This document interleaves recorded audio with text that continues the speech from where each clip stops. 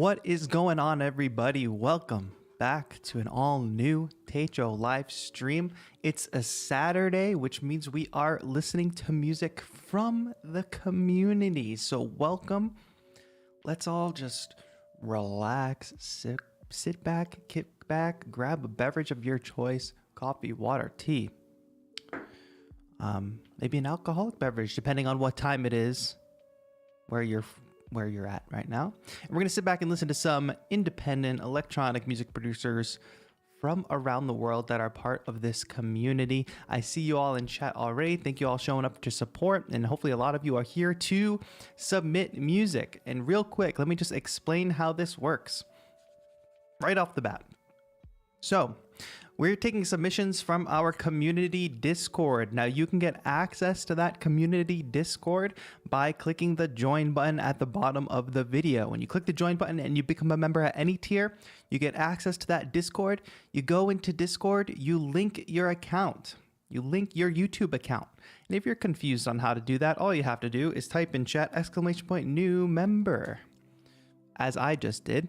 And Nightbot is going to give you a link to look at to show you how to link that account. Then you go ahead and drop your link along with your YouTube name in the channel. Submissions are currently still open. We can take a few more submissions. I usually cap it at around 30, and we're more than halfway there. So there's definitely room for a few more submissions, but if you want to get in, now is the time. We do this once per month on a Saturday. I'll be away next week, so we're doing it a little earlier than usual. But I'm so happy to have you all here. Bishop with the member milestone chat, thank you for the 4 months. Can't wait to hear some awesome music from the community. Yes, that is what this is all about. And if at any point you people join and get confused, you can check that pinned post, which briefly outlines what you got to do to become a member and get your music played. A VIP member for 2 months, Nesty. Thank you so much for the 2 months. Thank you, thank you, thank you. For the hearts. For Overtaker, hi, nice to see you. Let me say hello to everybody who's in chat at the moment before we listen to some music. What's up? Bishop, Orbits, everybody with the cool little badge next to their name, by the way, is a channel member. Which, can somebody tell me, is gifted memberships on? I thought I had a notification in YouTube Studio that gifted memberships was on. They recently rolled out that feature. I can't actually see it because of my own, I'm on my own channel, you know? But let me try to open me in a incognito tab and see what happens. It's probably gonna ask me to sign in or something. Oh God, double audio. Let me see, where's the super chat button here? Someone just click the super chat button and tell me, oh, it's subscriber only mode. So I can't do it from an incognito tab. You all are pretty good at letting me know. Anyway, the way that works, if you do want to support the channel even more, no, gifted memberships will not be on mobile, Nesty. It'll be on desktop. So somebody who's watching on desktop, tag me and let me know. Rodney, thank you so much for the compliment on my hair. Just got a haircut the other day. If this is your first stream with us, say hello in chat. Let us know it's your first stream with us. Emmett, what's good? Humelo, nice to see you. That's a new name in the chat. I love saying new names. Godwin, hello. Cosmetify, hail Nomad, hello. It must be like a weird time for you to be watching, but I did see that you submitted. By the way, if you did already submit, make sure your YouTube name is in your submission. I didn't go through and delete submissions this time around, but you have until I get to your name to edit your post and put your YouTube name in the submission. This just makes it easier for me as we go through, because you do need to be present to get feedback on your music. Because we have too many people that want to submit that are here and present. If I review people who are not here, then it's just kind of difficult. Hello, Ayush. Hello, Mika. I'm excited to see your new track today. I believe I said hello to Orbit, Piccolo Black. Piccolo Black, I don't remember. Did you submit last time? I feel like it's been a little while. Oh yeah, it says, feels like forever since I caught one of these streams. Yes, yes, yes. Tony Ross, hello. Sub-Zero, thank you for being here. Chastity, hi. Jimmy, hello, hello. SDK is here. My mom and dad are in the chat. Fantastic. I think I'm catching up. For Overtake, I just joined the community today. I watched the video of your bedroom studio. That's awesome. Quenelles Floor, hello. Look like Mr. T with that haircut, just pulling your leg, man. I literally am Mr. T. What are you saying? Name is TAETRO. Literally Mr. T. Hey, what's up, Dex? All right. I said hello to most people in chat. We'll chat more along the way as we listen to these tracks from the community. And let's just remember, we're going to be respectful. We're going to share like constructive feedback today. Also, no pressure to even say anything in the chat. You can just sit back and enjoy the show and chat with other people. And I'll handle most of the feedback. It's good to get viewer reactions, but of course, let's keep it generally positive and constructive, because we have producers that are from around the world, but also like of completely different skill levels. People just starting, people that have been doing it for a while, people that do it as just a hobby, something for fun, some people that take it really, really seriously, and we're going to judge accordingly. It's not like we're judging against this high standard. We want to take in account all the context about a producer, the genre they make, their goals, their not their dedication, but their their level of involvement. We want to take all that into consideration when we're giving feedback. We're not going to judge everybody's track against some kind of Grammy award-winning track or anything. That's not the point of this. Io, welcome to the community. My friends, someone please tell me. I can't see it. When you click the super chat button, is there a gifted membership thing there? Please tell me. It should say like super chat, super sticker, become member, and then gifted memberships. I'm curious if it's there. Poor Overtaker says, I am yet to make my first song. I made an instrumental, but a guy said it sucked, so I got demotivated. Well, the interesting thing about that is why we do constructive criticism, and we try to point people in the right direction rather than just point you down. Because I'm sure if you submitted that instrumental, even if everybody sucks at first, everybody's pretty much bad. So the point is not that it's bad. The point is, how can you improve and how can you get better? I don't see a gift feature yet. Okay, good to know. Good to know. There's like some weirdness about people having to enable gifted memberships, like the receivers of the gifted. So I don't know, but thank you for checking that for me. Hopefully you're checking on desktop, my friends, because that's where it will be. One must suck before they can get great. Yes. And it's not even like you suck and then you get great. It's like, for me, like I feel like I just suck less over time. Or some days I suck more than other days. It's really just the reality of that. And when you think that way, it's a lot harder to get demotivated, you know? Lord knows my first track was terrible. Yeah.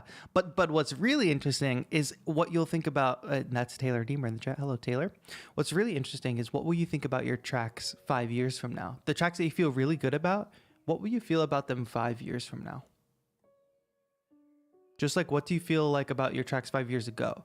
Like, I made music 5 years ago, more than 5 years ago, that at the time I was making it, I really loved it because it was the best I could do. And it was an achievement for me. But going back, I'm like, wow, this is terrible. You know, so it's all relative. I can see a gift feature on mine. Oh, nice. Okay. So it is there, I think, for some. Wow. And Nesty trying it out. Gifted one TAETRO membership. Holy smokes. Nesty, thank you so much for being the first gifted sub. Gifted membership. Woo, gifted membership. I wonder who received it. That's interesting. Well, that's another way to support the channel, and that's also another way for people to become members of the community who maybe can't otherwise afford it. Godwin became a gifted member. Wow, it shows you in the chat. That's so cool. I love that. The way that actually works too is it gifts memberships to like people who are most engaged with the live streams. It somehow figures that out. Probably like chat activity and stuff like that. All right, we're going to listen to the music in 1 minute. We're going to get into it. A couple more questions or a couple more statements. Mikhail says, progress is a party. I agree. If you're in it for the progress versus in it for the final product, you're going to last a lot longer. That's me.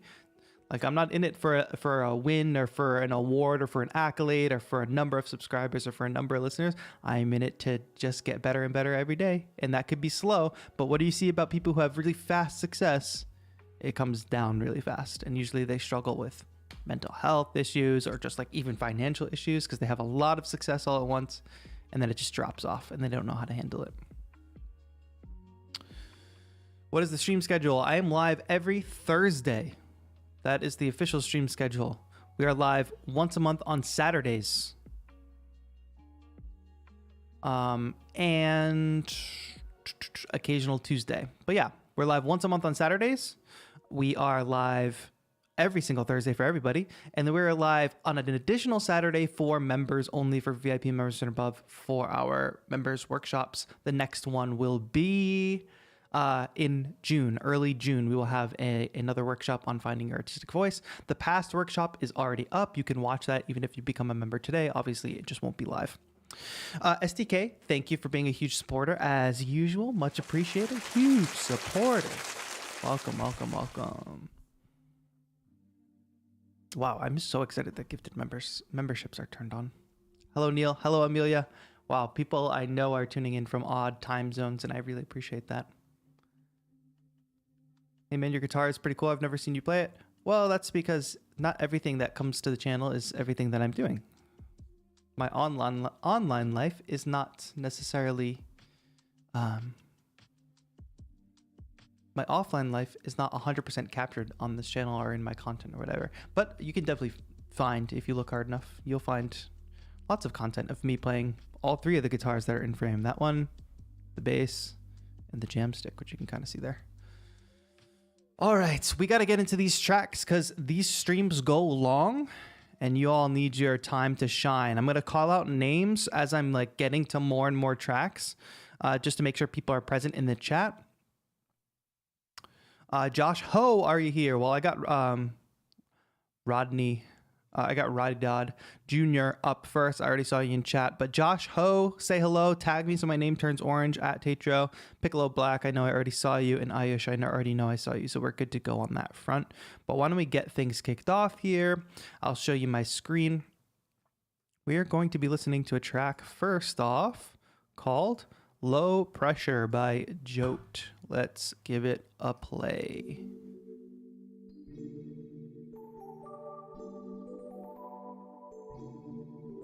Y'all let me know on levels.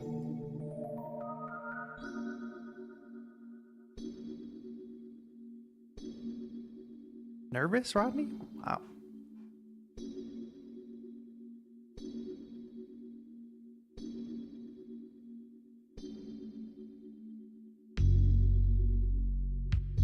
The deep bass.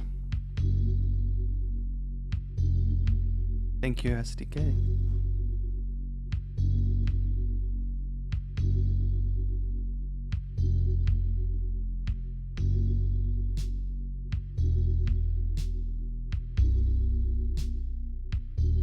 Tell us about the track in chat, Rodney.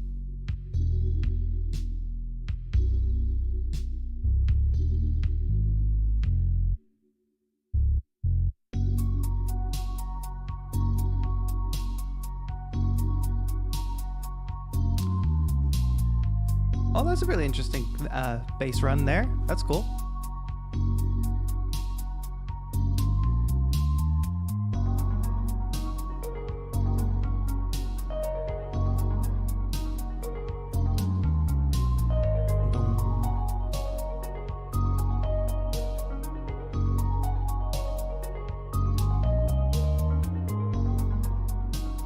Something lax and lo-fi-ish.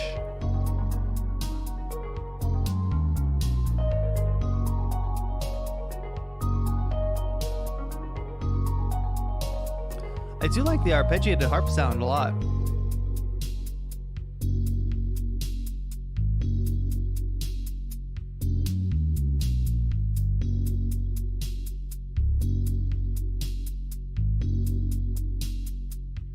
Levels are a bit low. I can bring up. You know how that is. Brought up the track.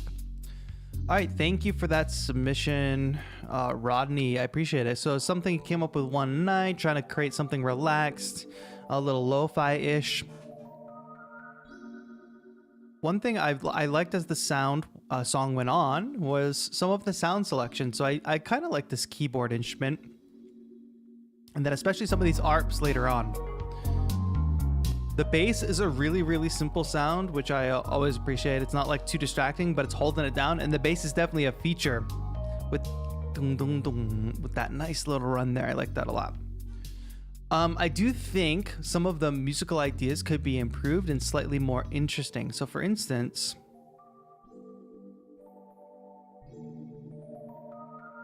I really like this, that intro, but then it becomes just like straight ahead chords on the downbeat, chords on the downbeat. It loses a little bit of its flow, and like interesting timing. It's not really making me move, you know? And also on the idea of movement, if it is supposed to be a chill, laid back track, it's actually a little bit of a fast tempo, especially once everything starts coming in and those arpeggiators start moving a lot. The sound selection that I don't love is the sound selection of the drums. I think you could have done a little bit more there. I can hear that there's a reverb on the whole drum kit, and you should just, if that's a deliberate decision, that's fine. It's a deliberate decision. But usually try to go for more of a no reverb on the kick unless it's very, very much a deliberate decision. The drum sounds just have kind of like a little bit of a stocky drum kit kind of sound. The bass is a little bit overpowering as the track moves through, but like as these arpeggiators and things happen, that's where the strength of the track comes in.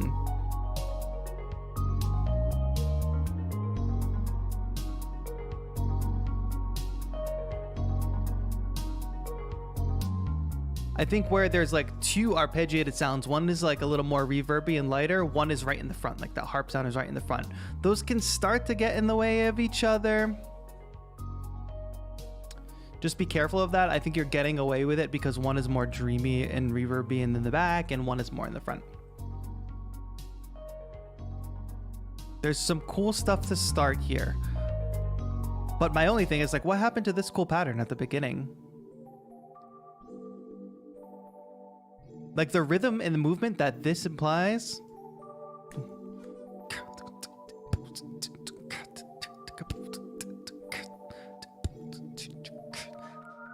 Like, I think you should go back and try to rebuild the track more around this feel and this vibe, because what it turns into is just a little bit of a straight ahead kind of as it goes, you know? Whereas this had a lot of feel and groove. Now that improves towards the end because you add these flowing arpeggiators. And also I should say another strength of the track is the structure. I can tell you put a lot of thought into building and building and building and doing that sort of evolution that we always talk about. So good job on that. Next up, if you're going to improve this track or improve future tracks, think about movement and feel. Something to definitely think about. Well, good track. You shouldn't have been nervous. This was a pretty good attempt. Well done. Well done. Couple shout outs real quick. White, member for 5 months. You say 3 months went by fast, but then it says member for 5 months. So I'm going to say thank you for the 5 months. And Caracol, welcome to the community. Hello. I'm glad you made it. Welcome, welcome. We're going to keep moving. We have more tracks. And Josh Ho, I'm not sure if I saw you yet. I apologize if I missed your name. But Josh Ho, please at me in the chat. I'll come back to your track if I notice you. I might have missed you for a moment, but I apologize. Let's get Piccolo Black up next. It's a remix, huh? Interesting.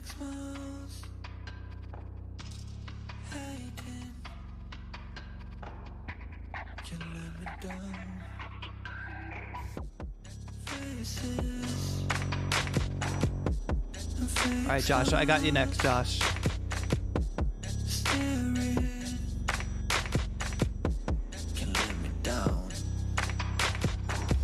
All face. I don't want you in my way. I just wanna have my space. Just leave me alone. I don't wanna hear your tone. Why you blowing up my phone? I just wanna be alone. I don't wanna see Oh, your face. I don't unexpected. want you in my way. Piccolo Black, tell us about the process. What did you have to remix this track? I don't wanna see your face. Why you blowing up my phone? I just wanna be alone. Just leave me alone.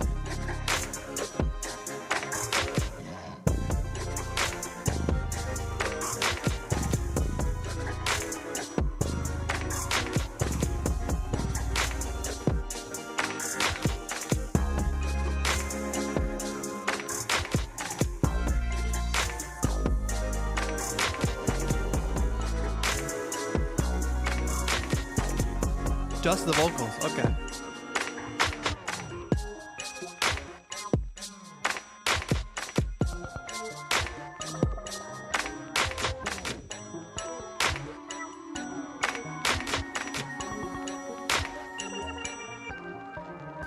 Nice. Okay, cool. Piccolo Black, thank you for that submission. So you just had the vocal stems to work with and then created this for your friend's LP. Nice to see. I think this is really cool because we know you a little bit for your like kind of trippy beats that are like super interesting, cool sound design stuff, cool organic sounds mixed with electronic-y stuff. Very cool. I think a lot of people on these streams hear me rail against people going too far out with like their keys and their progressions. But this is an example of when you know what you're doing, playing with melody and key can work. And this sort of goes in like a house sensibility in terms of our harmony, chord progression, and melodies and stuff. Like here's where it starts to switch up.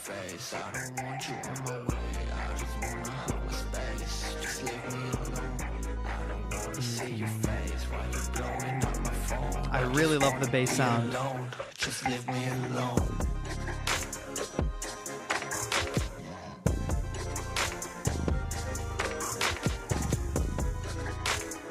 One thing that's interesting is I'm not feeling the kick.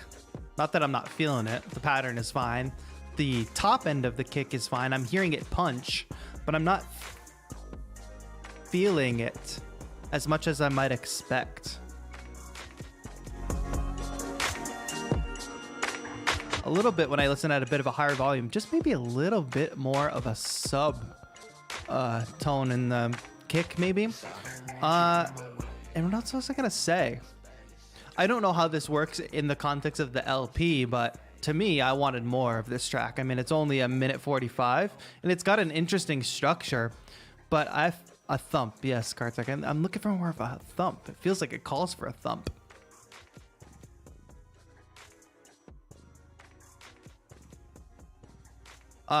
The kind of structure, this feels like it's kind of a hook. I thought it might come back to more of a verse, and then we'd get another evolution of a hook later too. But hey, maybe it doesn't make sense in the context of the LP, and 145 is short and sweet, but it's really good. And Piccolo Black, I also have to compliment you on your mix. Your mix is really good, despite what I said about the kick, whatever. That's a matter of taste and choice. But your mixes, because the sounds you use are usually a little more, I don't want to say out there. They're always really interesting sounds, really creative use of the sounds, but it still gets grounded in contemporary sound, even though it's kind of a great selection of sounds, always. That can present mixing challenges, and I think it sounds like you've put a lot of work into learning to mix. It's weird. I think too much compression on the kick, maybe Piccolo Black, that could for sure be an issue.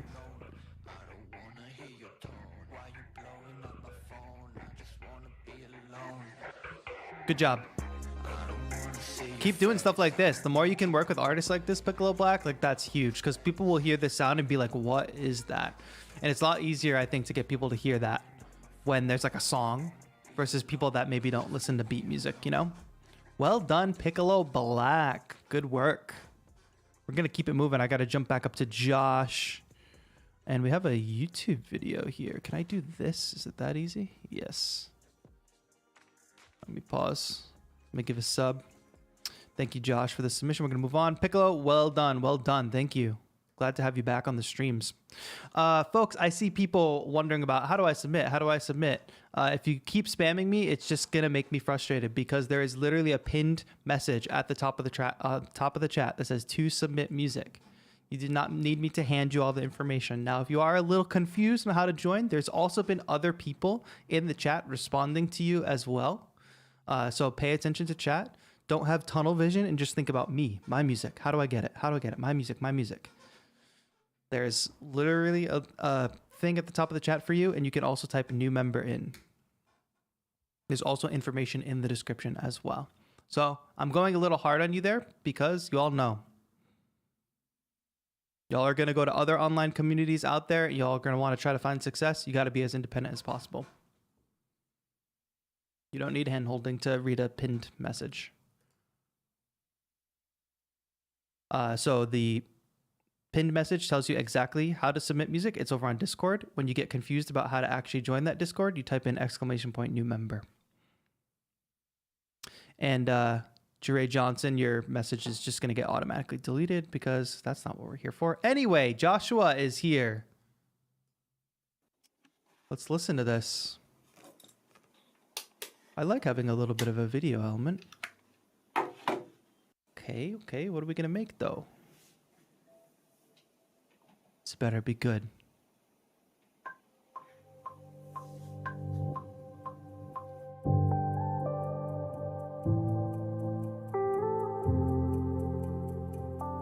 Vibes.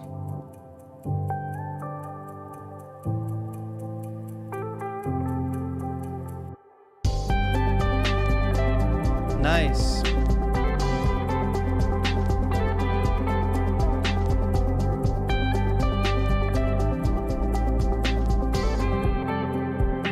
Great guitar playing.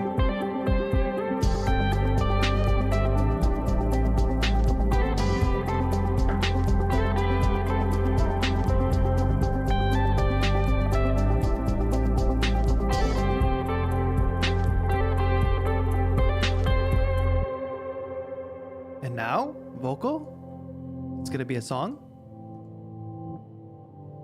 Good reverses.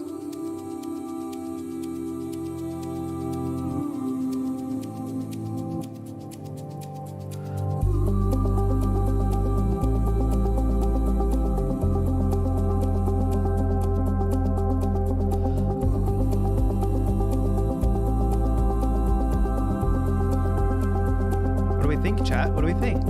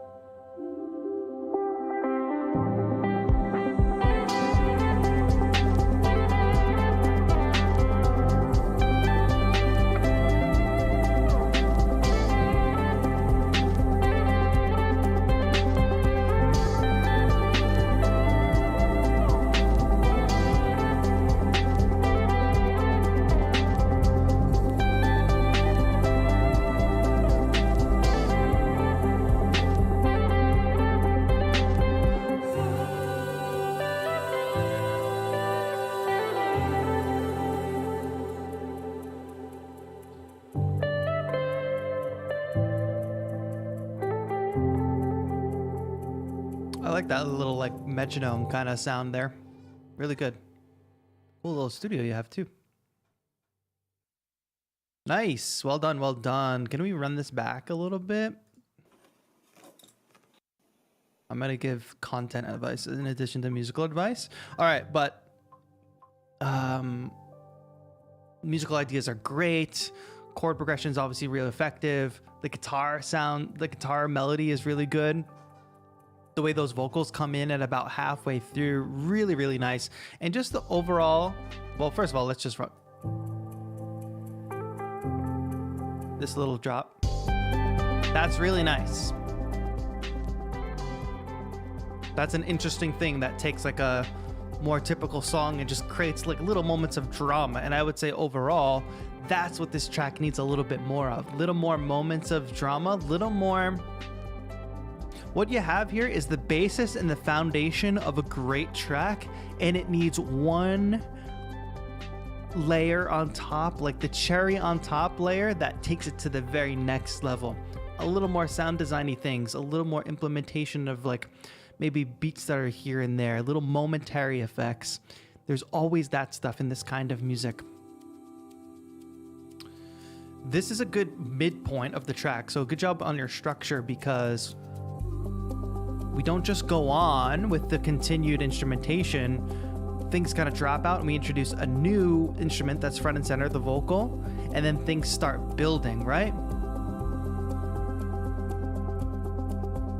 Just listen for a moment longer.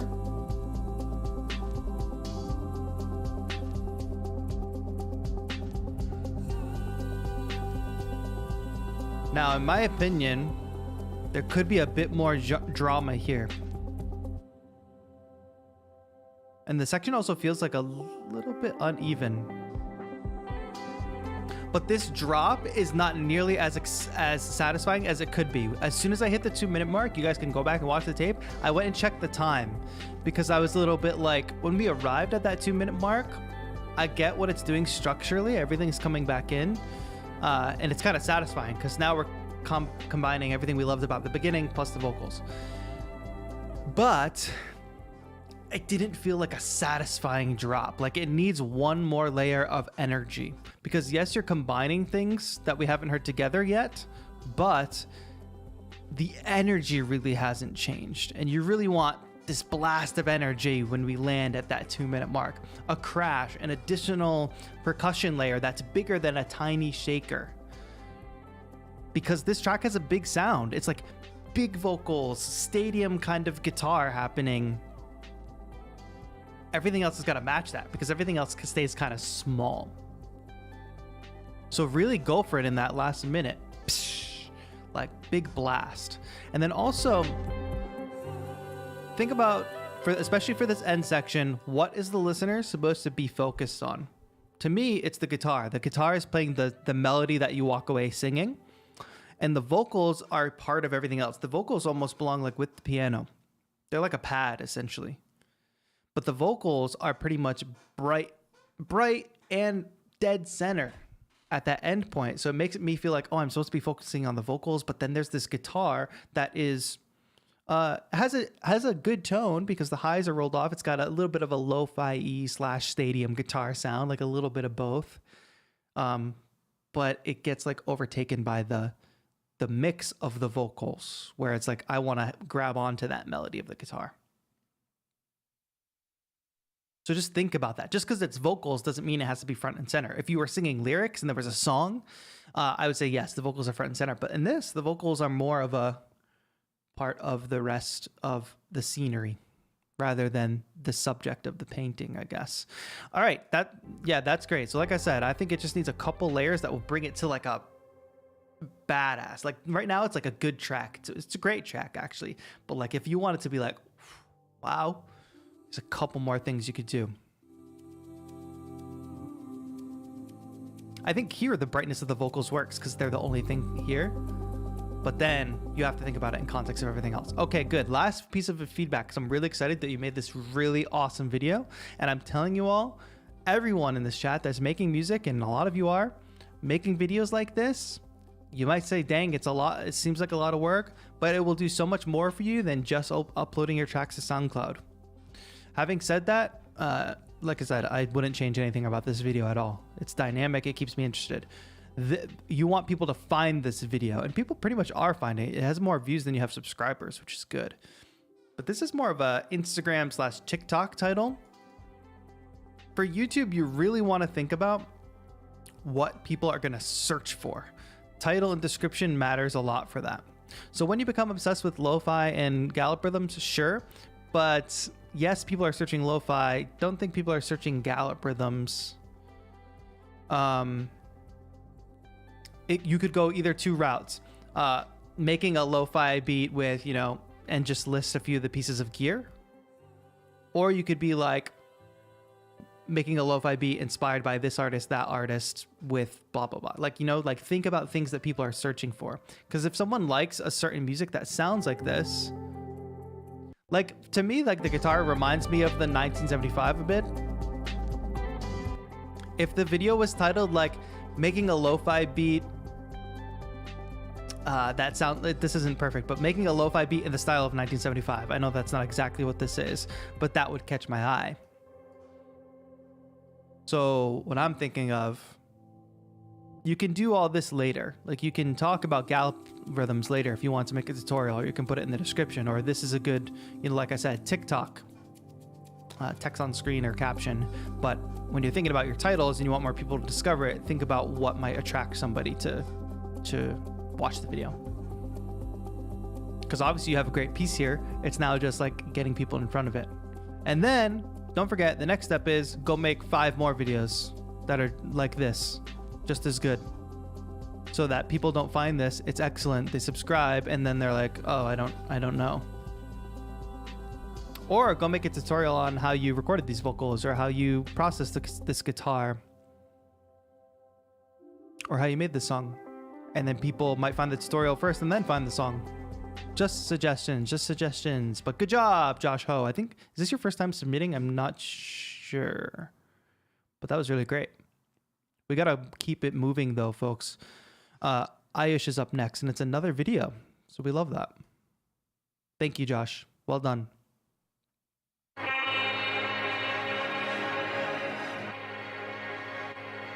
If you just joined, I'm typing new member. Look at chat.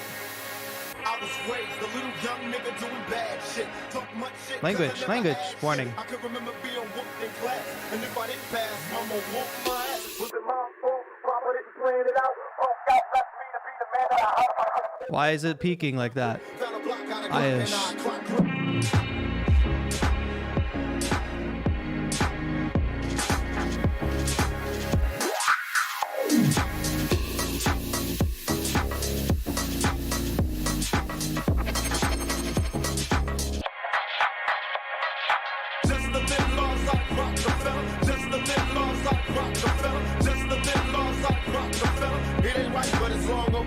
We can't have peace so the niggas get a piece too. I won't G, so you label me a criminal when this.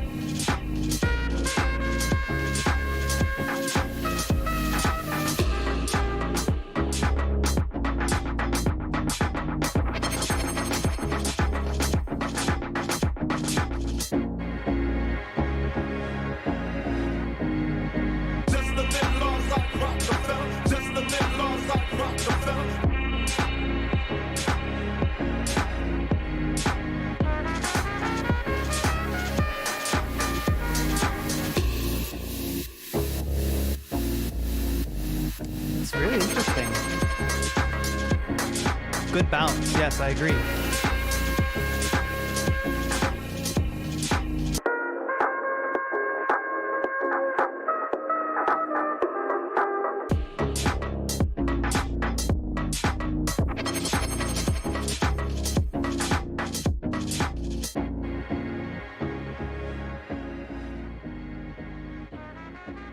Cool collection of sounds. So what does it say? Let me read the description while we run it back.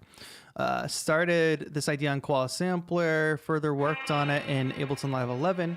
Here's a video of me jamming to it. Yeah, I like the idea that your tracks are kind of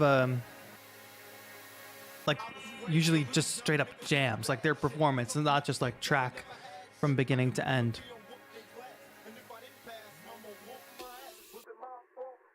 I like the idea of using a hard rap vocal on top of what ultimately becomes like a bouncy kind of house beat. Maybe house would be a little bit faster, but I do like the combination of sounds. You did well there, but you really triggered me with the beginning. You have to do better on the mix at the beginning.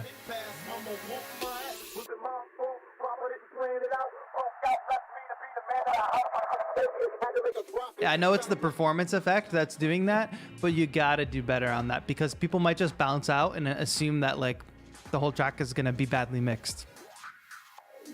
Which luckily that doesn't happen again. And then we end up in this really cool jam. I think, I wonder, Ayush, if you're probably looking to go out and perform this kind of thing. This is almost like club music, right? Like this could potentially be like boiler room style stuff.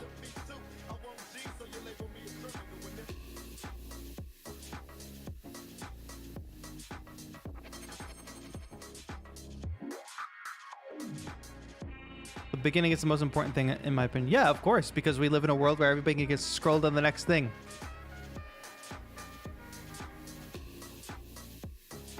And it's good use of the push too, as well. I think like you do a lot with Koala and then jumping over to Ableton. I think, man, it would help your discoverability a lot. I kind of talked about this before, but little tutorial on how you go from Koala to Ableton to make these kind of sets, like just share. You can be amazed, guys, about how much just sharing a little bit of your process can help draw people into your music and build respect for you as an artist, you know?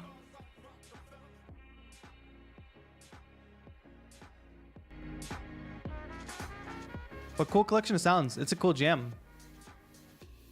This for me is the most solid, like, I think piece of music that I can remember in recent past, Ayush, that I'm like, people would listen to this. People would jam to it. Not that people wouldn't before, but I remember I think your last submission was more of like a long form jam. It was like a little bit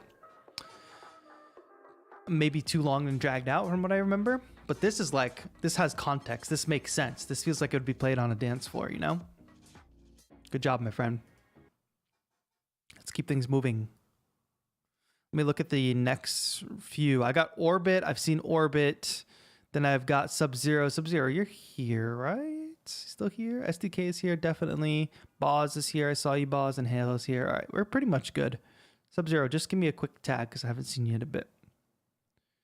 All right. Let's do this. Orbit. Hopefully everybody...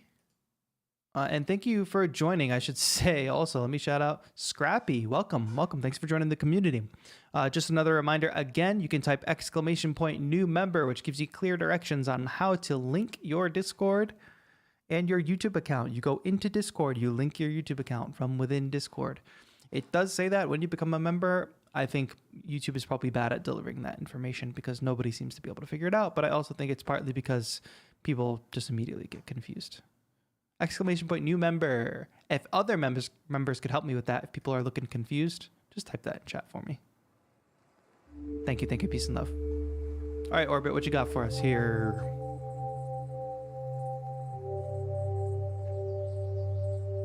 Mystical Forest vibes? Oh, hi, TJ Redeemer. Hello. Wait, that's a different user.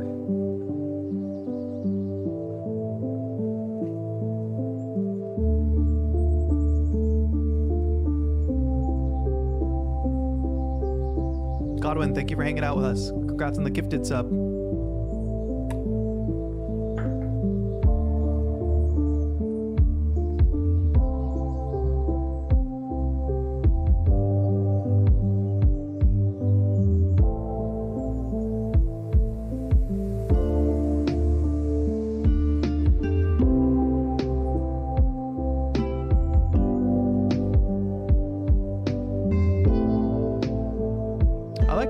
Pitch drift on that guitar.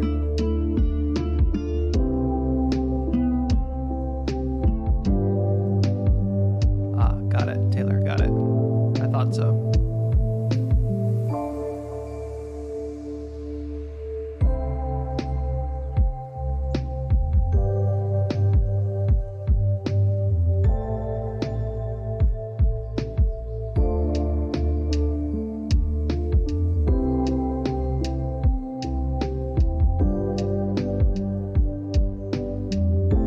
Drummond says nicely mixed, and I cannot help but disagree, but we'll talk about that after the track is over.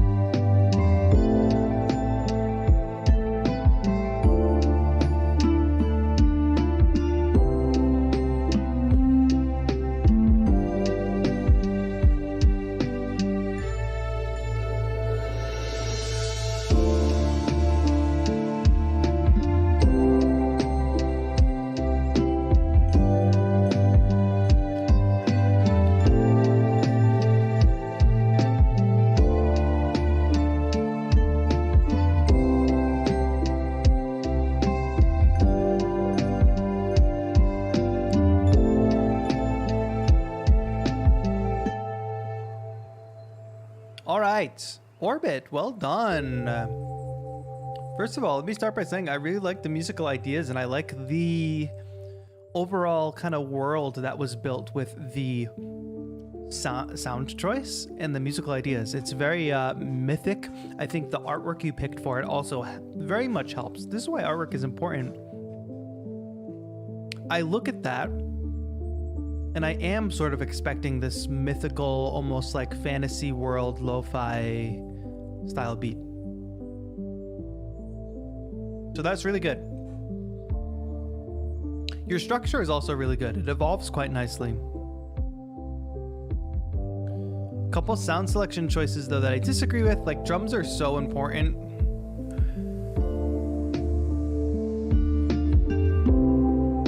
Not sure that that's completely the right snare for the job, and also the kick. Not sure that that's the right kick for the job.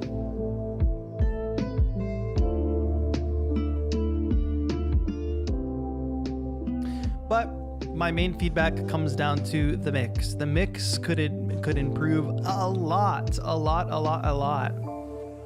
I know it's lo-fi, and you all have seen me do this before, where it's kind of like, okay, swipe out some low end, do a low pass filter, and that makes it lo-fi. But it's not all that. It's about where each individual piece fits in the mix. And it's especially precarious with lo-fi because you have so much happening in the mid-range, it can get muddy fast. And this track definitely suffers from that. And the more layers that come in, the muddier it gets and the kind of more odd it gets. First of all, what should be the loudest? What is the thing the listener is supposed to hear? You have to think of your tracks like it's a painting or like it's a photograph, like a portrait. If you take a picture of me in my studio, I'm the subject, yes. But the brick wall is in the background, the little like Star Wars figures are in the background, there's a window, but that's all part of the environment. That's all part of the setting of the photograph. You want it to be clear, the subject of the photograph, which is what your main instrument needs to do, and everything else needs to get out of the way. If this was my stream and like I'm the subject, right? I'm the subject, but there's a lot of stuff around me. First of all, you notice that everything's a little bit blurry in the background. But if we did the stream and it was just like this, and I was like, hey guys, this is the whole stream. You know that I'm the subject. You know that you're supposed to be paying attention to me, but there's this coffee cup in the front and now I'm blurry and the coffee cup is in focus. That is what bad mixes are. And that's what happens when you don't put the thing that people are supposed to be listening to in the front and move everything else out of the way. Can things have call and response? Can you pass it back and forth? Yes. But, for instance, in this track, there's a lot of atmospheric stuff.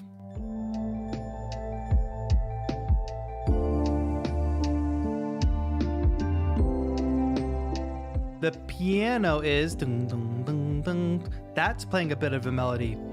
The guitar is playing a melody, which to me is the thing that is the main melody. But then there's this high-pitched string instrument as well. That's because it's the highest thing happening pitch-wise, it draws our attention to it. There's also the arpeggiation in the background. All those things are competing for our attention.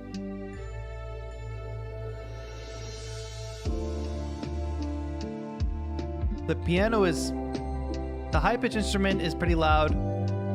The piano is pretty loud and dead center. The guitar, the main melody that's backed by a string, is moved over. So it's just confusing mix-wise. And then the rest comes down to frequency. Just clean up the frequencies. If you have a lot of stuff, I didn't switch back, sorry. If you have a lot of things crossing that mid-range frequency thing, it's just gonna get muddy, frequency range. So panning is a good way to help with these problems I've just talked about. If it's not the thing that's in the center, if it's not the subject, the center of attention, move it one way or the other and keep track throughout your mix. Is that balance? So you have similar amount of things over here and similar amount of things over here. You can do it with EQ and brightness as well. That's kind of like your focus. Like what's brighter is sort of like more in the front. What's darker is further away. That's the same thing as like blurry background, subject, and focus.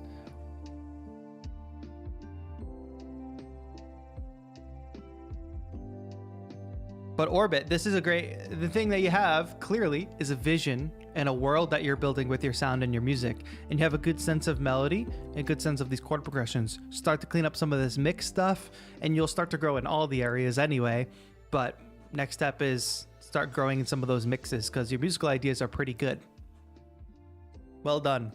Thank you to Jeremiah Peterson for joining. Welcome, Jeremiah. Let's keep it moving. I got Sub-Zero up next. Sub-Zero, I believe I went hard on you last time.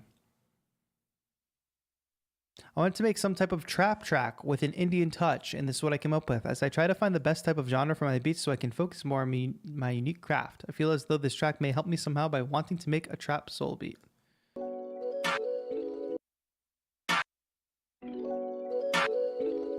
Cool. Snare's way too loud. Or it was.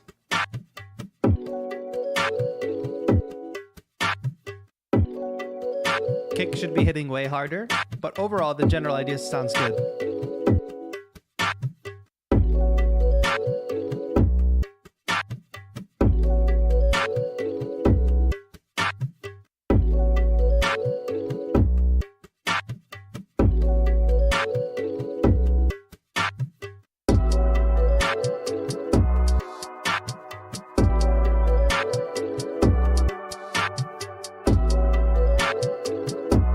Falling apart again. Sub-Zero, unfortunately, it's falling apart again. Oh, that's cool.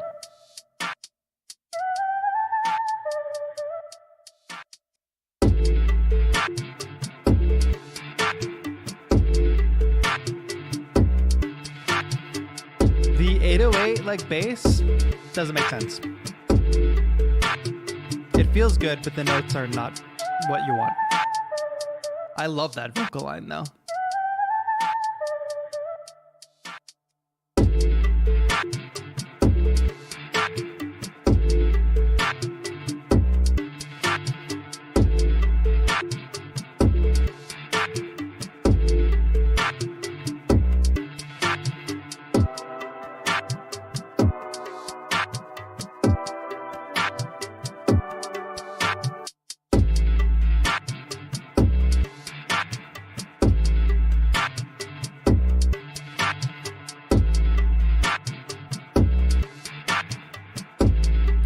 Back, not getting in trouble, I hope.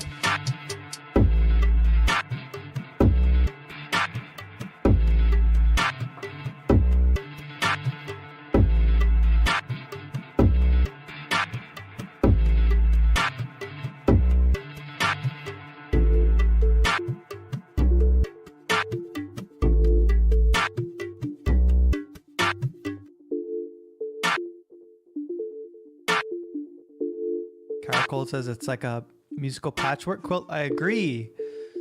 Sub-Zero, I know that the advice last time was to find some focus, but I see here say this is a lot of beginning work trying to try some new stuff.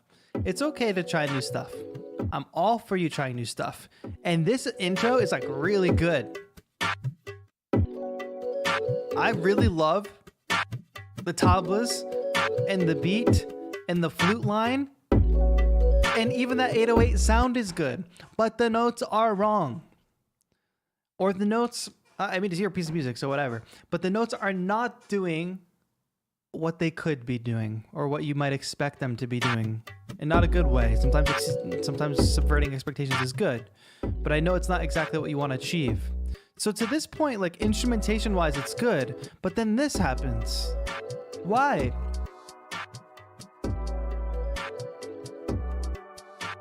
It's the theory stuff, Sub-Zero. I tell you this every month. It's the theory stuff. It really, really, really, really, really, really matters. You have to be understanding what key the instruments are in, if they relate to each other, like how the melody relates to the chords. You have to be paying attention to that. So even like instrumentally, it could work, but the melody and the chords are not working. And then what happens is you introduce this really nice vocal melody, and then the beat takes a turn where it's like, okay, now we're just gonna switch every 8 bars, which is just kind of jarring for the listener. So I know I'm being hard on you, But it seems like every month you come in and saying, oh, I'm just experimenting, just trying to figure it out, It's like, okay, but you have to simplify. And I would highly suggest, if you haven't, watch the workshop on analyzing the music you love. Because if you did analyze a trap track, like a trap beat, like you're trying to make here, the 808 bass line is one of the easiest things to pick up on.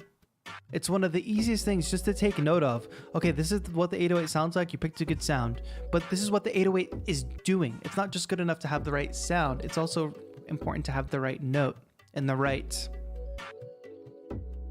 progression, especially for an 808 bass line. General Jam the Jet says weird is good. Maybe weird for the bridge. Yes, but when it becomes just like I'm going to flip back and forth, like I don't even hate what's happening here.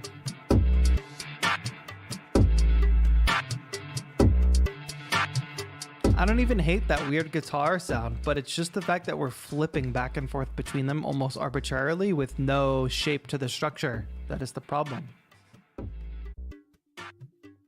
I have no doubt that you can make great beats because you submitted beats, Sub-Zero, with like very great aspects throughout the months. You're just regular submitting. But I'm giving you harsh feedback because I want to see you progress and I want to see you focus and I want to see you go towards something and get better. Right now you're getting better in like little pockets here and there, but I'm not seeing your full artist,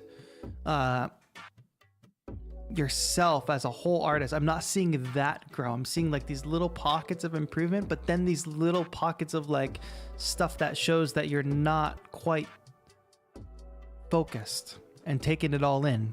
And it requires more than just kind of sitting at the DAW and making something every time. It requires study. But I literally have no doubt, Sub-Zero, because when there are things I expect when I hear your track. I know you're gonna have some kind of contemporary beat genre and then interweave traditional Indian instruments in. 100% amazing. I look forward to that every time you submit. Now I want you to be able to just like execute on that in an amazing way. And for you, it's gonna amount to like figuring out what genre you want to work in or what creative combination of genres you want to work in and studying those. Get away from the DAW, sit with your notebook, study it piece by piece, figure out what it is. So when you sit at your DAW, you can actually execute on it. And it doesn't just become, well, every 8 bars, I'll switch between these 2 sections, or I'll just put this chord progression with this melody and just fingers crossed, hopefully it works.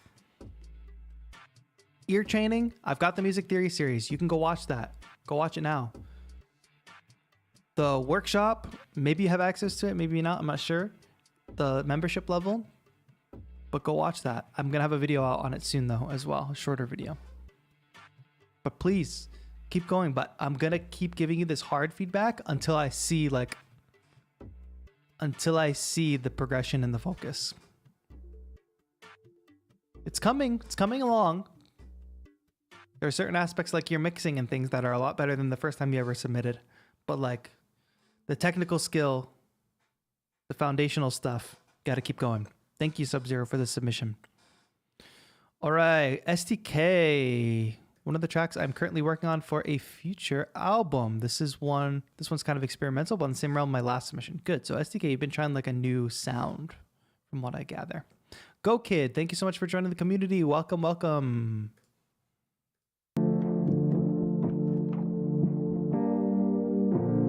How would you describe the new sound you're going for, STK?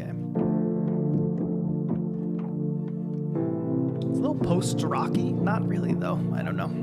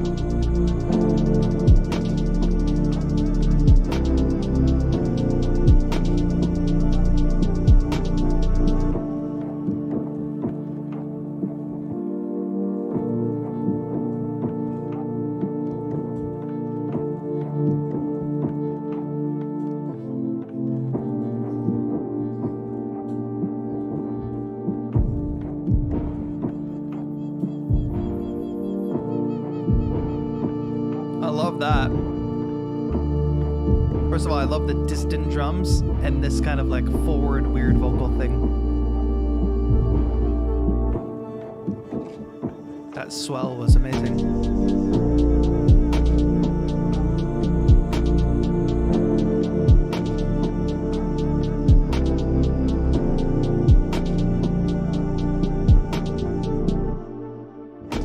Good synth. What synth is that? Could have been sounded like Diva, maybe?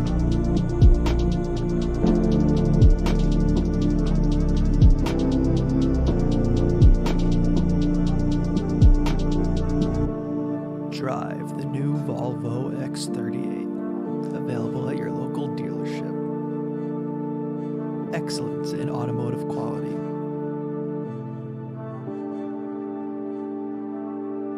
Oh, I've been inspired by lots of old Flume lately. Interesting. STK, great. I love hearing like a new sound from you. It's inspiring. It's cool to hear that you're working on like an album. I was doing the little car commercial thing at the end there because that's what it was reminding me of. A little bit of like, and this isn't a good thing, not a bad thing.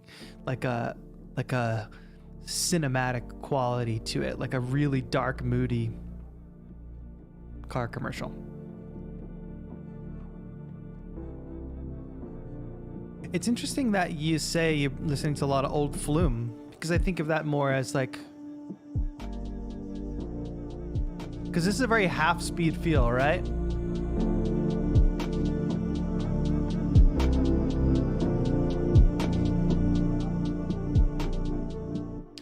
And then you mentioned Flume. Like, I wonder if you've ever considered just like making straight up dance music. Like, what does this sound like at the full tempo? What does this sound like with maybe like a drum and bass rhythm, or even just like a 4 to the floor kind of, or like a EDM trap style beat? I don't know, just a question. Overall, the sound selection is great. I think you do great at making moody sounding music, and that is like your strength for sure. So whether it's in like a more typical lo-fi beat with like guitar and that sort of thing, or whether it's in this where it's like leaning slightly more cinematic, like this is a beautifully mixed section. We have the depth of that kick drum, but it literally feels far away. Like you have a very 3D sounding mix.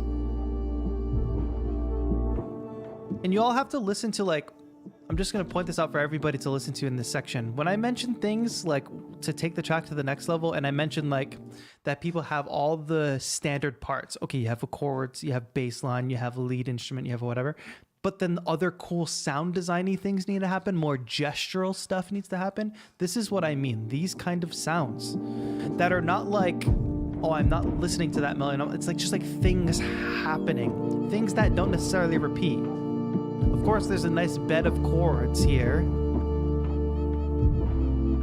But then there's just other, like there's a cool lower vocal happening and evolving. Maybe it's not a vocal. There's just things evolving and going back and forth. Like that's sort of what I mean when I address that. All right, but my only piece of feedback, and this is totally artistic choice, the only thing I don't really like about the track is the lead vocal thing that's gliding.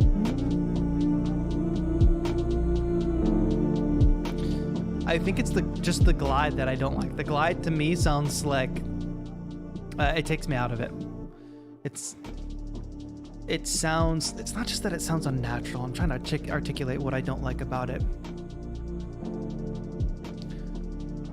I'm not sure.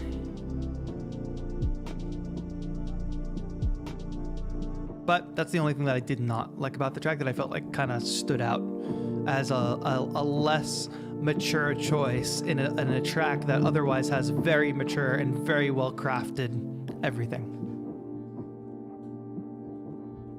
But thank you, STK. Well done. I can't wait to hear what's gonna happen. Let us know your plans on like album. Like, what are you envisioning? A number of tracks. Like, do you have a goal of when you want to finish it by? Would love to hear all that. Well done. Great atmosphere. Boz, I know that you're here. Let me run down some names. Hale, I know, is here. Saucy Boy about to have their post deleted because they did not add their YouTube username. I'm just going to literally skip it. Mika Silk, I saw you.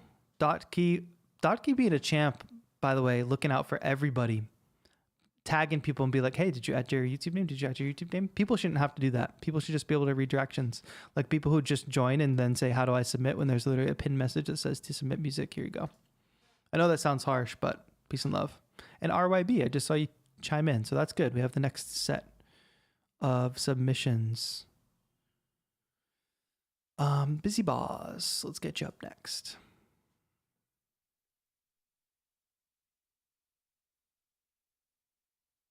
Oh God. Oh God. Oh, on God. Sorry, I'm reading. I can read.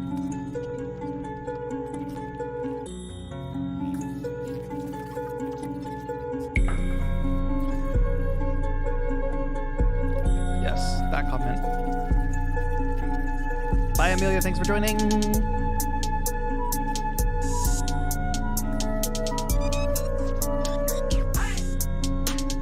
Okay.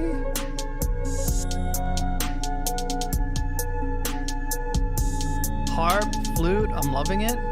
Trap rhythm.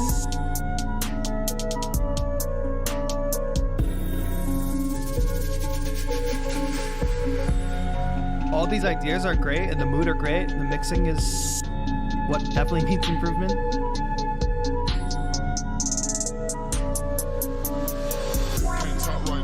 All right.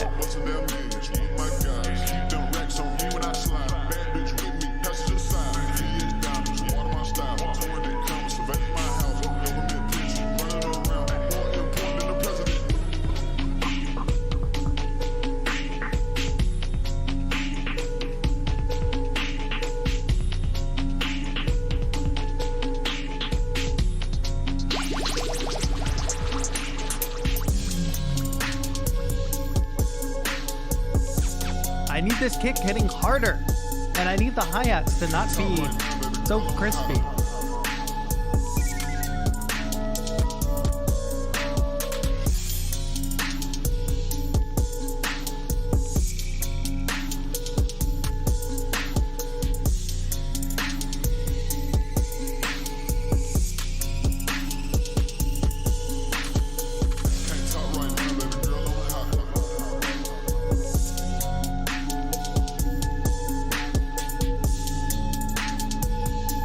To me, it's got to do something in this last 40 seconds.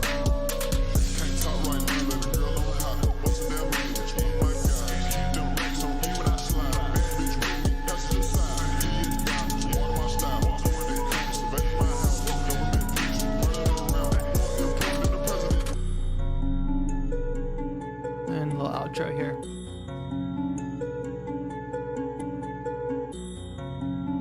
We got nodders. We got nodders. Cool. All right. Yo, boss. Good track. It does a lot in the first half or the first third really well. First of all, sound selection is great. Not just the... So this is like a very focused sound selection, right? That's kind of... Eastern, I would say, with the harp and flute like that.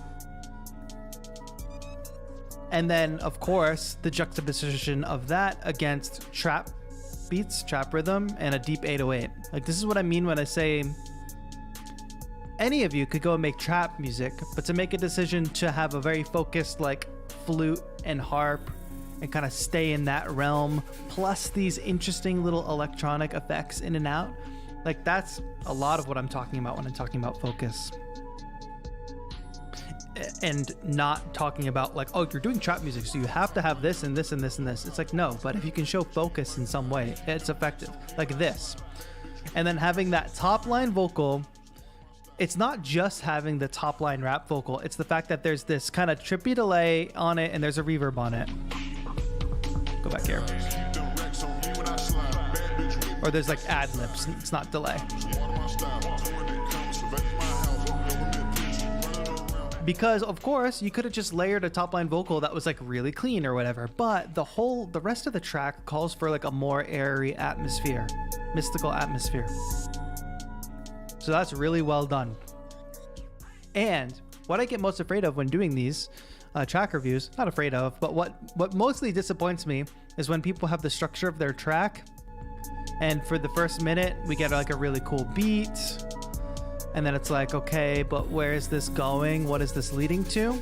And usually that first drop in a less well executed track is just more of the same.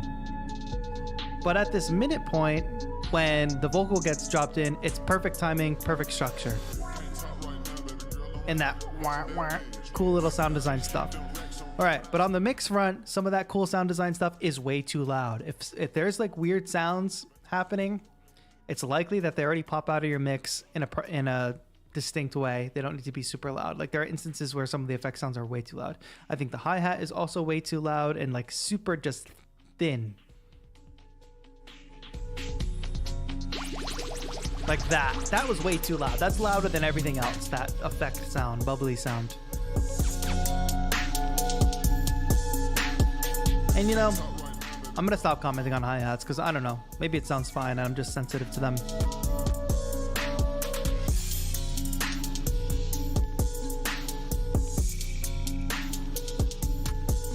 To me though, structurally sound as this first minute and a half is, it a little bit falls apart for the last minute. Like, could this track have been 2 minutes long or 2 minutes 10 seconds long? Or do you just say, no, I want a vibe for this last minute? Doesn't matter if there's that much new stuff happening, whatever. That's up to you. Well done, boss. Cool. I would love to hear you produce more stuff like this. Very clear mood. I saw Piccolo Black responding in chat as well. Yeah, because I was thinking of some of the music that Piccolo Black is into or making, you know? Cool. Keep it up.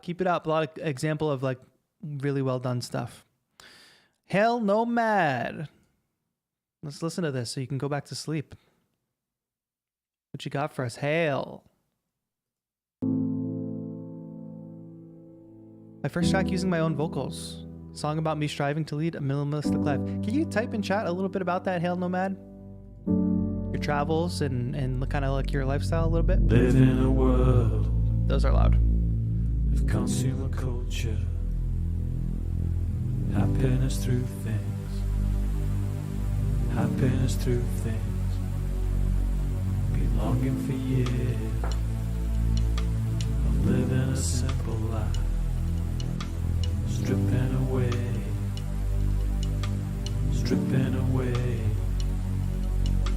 free from guilt, free from worry,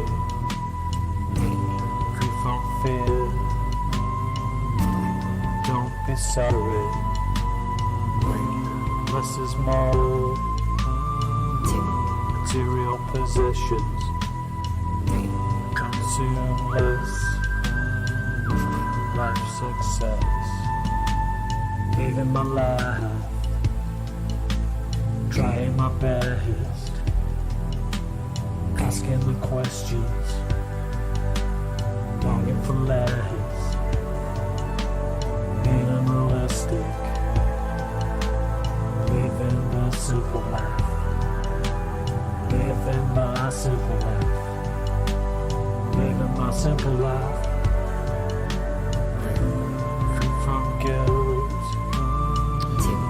Yeah, comments on the vocal. To me, the vocal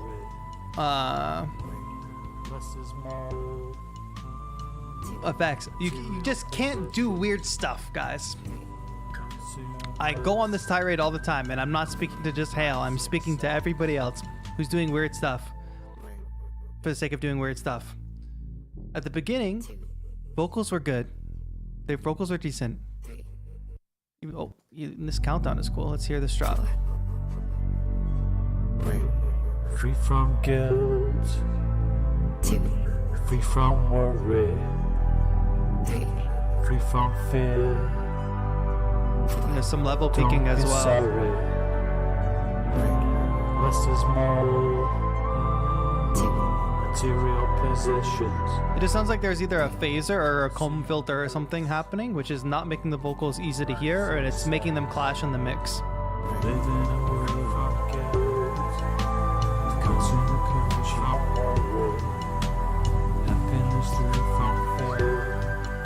Go Kid, keep spamming your SoundCloud.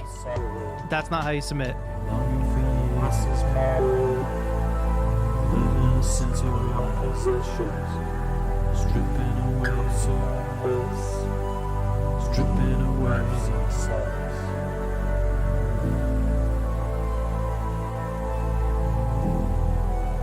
Peace out, Neil. All right, Hale, let me talk about this track because I know I'm railing on the vocals and it's your first attempt at a vocal track. And I do want to read. Sold everything and started to travel a couple years ago. That's like super inspiring and cool. It's really inspiring to be doing that and making music and all that stuff. But vocals, the simpler the better. If it is your first time doing something, whether it's vocals, whether it's a certain genre, or whether it's recording drums for the first time, simplicity is key. I would be less railing against the vocals if they had just sounded like this the whole time. And then even when I hear this, the feedback is they need to be compressed a little bit more. And I can't suggest this enough, but like a pitch correction software has nothing to do with how good of a singer or how not good of a singer you are. A pitch correction software will make your vocals sound 100 times more professional. Compressor and some auto-tune or pitch correction. But then stuff like this where the vocals just like got this wave happening to it. Don't do weird stuff, everybody. Stop doing weird stuff. The first time you try something, don't do it weird. Follow some set of rules and some sort of structure.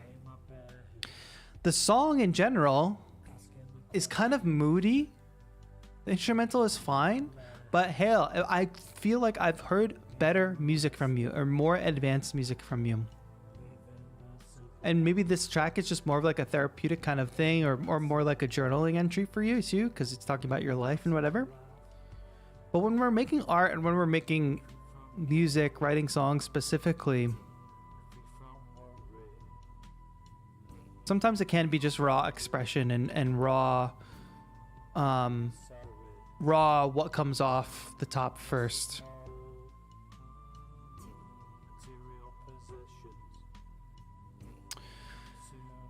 But when we're crafting something, we should have some perspective of like, how can I creatively present this? How can I...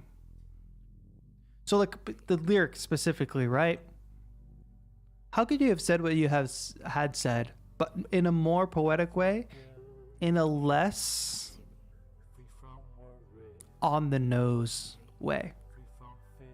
How could you talk about being free?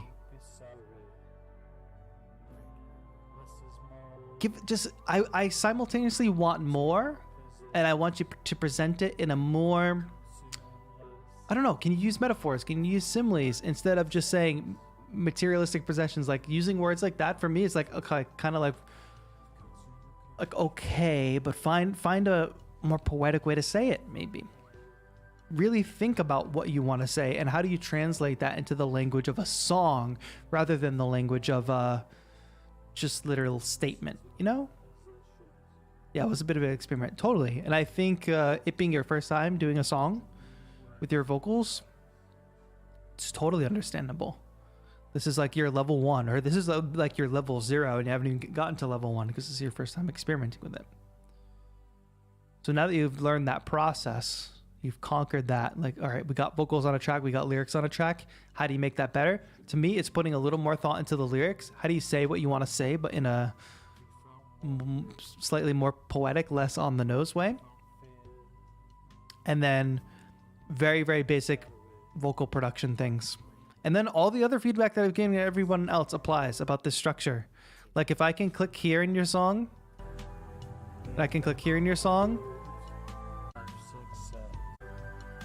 there's not much change in instrumentation or in feel or in groove or anything.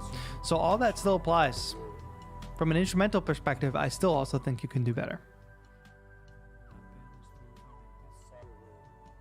You have this great inspirational lifestyle. Draw from that, live in that, own that.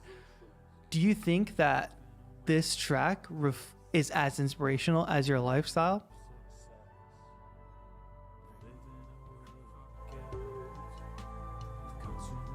question. I don't think it reflects. I don't think it's an accurate reflection of how you've chosen to live your life and your vision for yourself. You have this great vision of yourself, traveling and making music and being an artist and living minimalistically.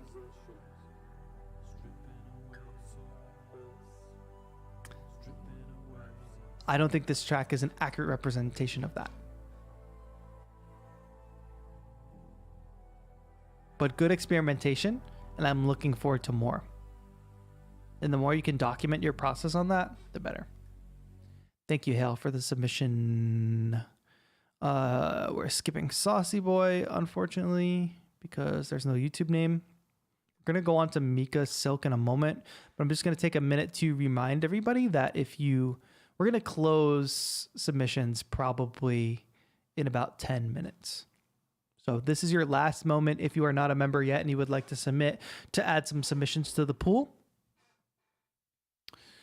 I want to quickly remind folks about some chat etiquette, but I'll remind folks too, if you do want to join, there's a pinned message here. And anytime you go to any live stream that has some submission component or has some interactive component and you're wondering how to interact or you're wondering how to submit, the information is probably there already. And you probably should not go to chat before you exhaust all your options of either reading the pinned post or reading the description. This will make your life a lot easier. And I will just point out that I hid some messages along the way. I hadn't seen Airplane Vroom type at all previously. And the first thing they kind of typed was something, what's happening to the vocals? Like, I just don't like the tone of that. And that's the first time they typed. If they had more been active in the conversation, like sharing positivity before that or sharing any kind of interaction before that, I would not have timed out that person.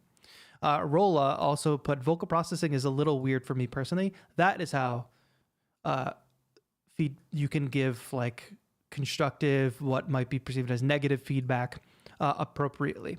I just wanted to point that out. And then the last thing I'll point out is that coming in here and spamming your SoundCloud link, I saw you say, oh, sorry. Yeah, but the problem is you spammed it more than once. You asked multiple times. And again, it's all there. So there's not much I can help. You got to help yourselves, folks.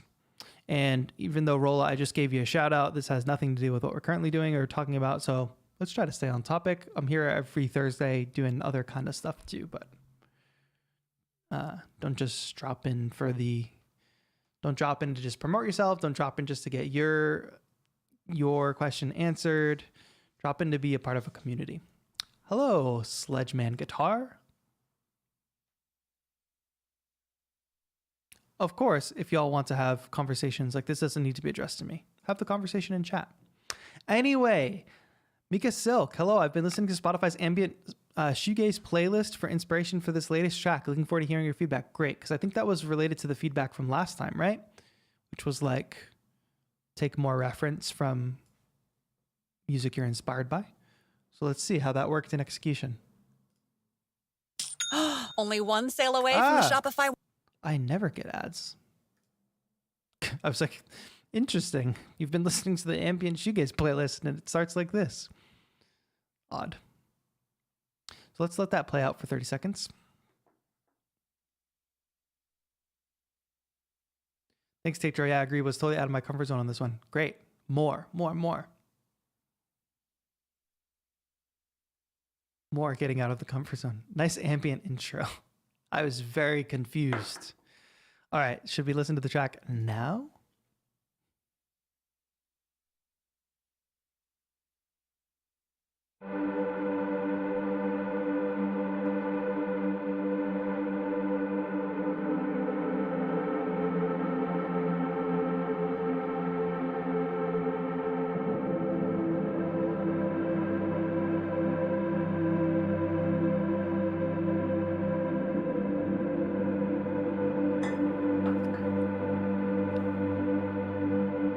Bit of a slow burn, but it picks up 90 seconds in. If it makes sense in the context of the genre, that's fine.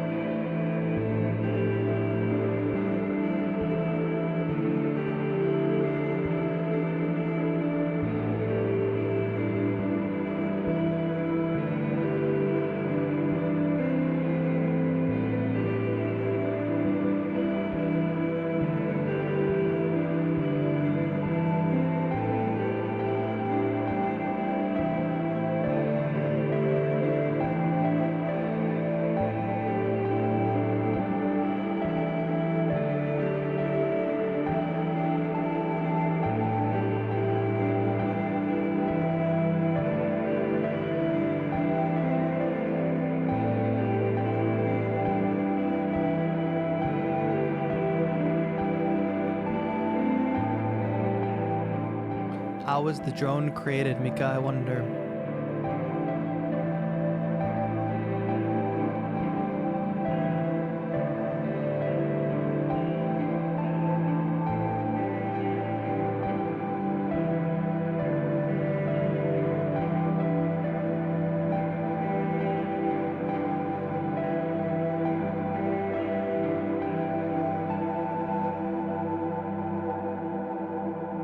Thank you, Gary, for tuning in. All right, Mika, well done. A lot of improvement from last month, from what I can remember.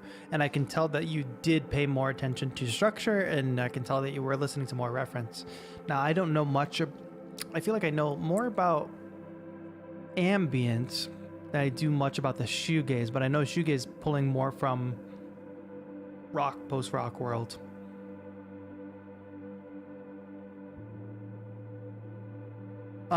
Mix wise, the levels are a little hot, so just be careful of that in your project. Try to bring everything down before recording, and then kind of like in mixing and in mastering, things come up to a more suitable level, because I'm hearing like peaking there.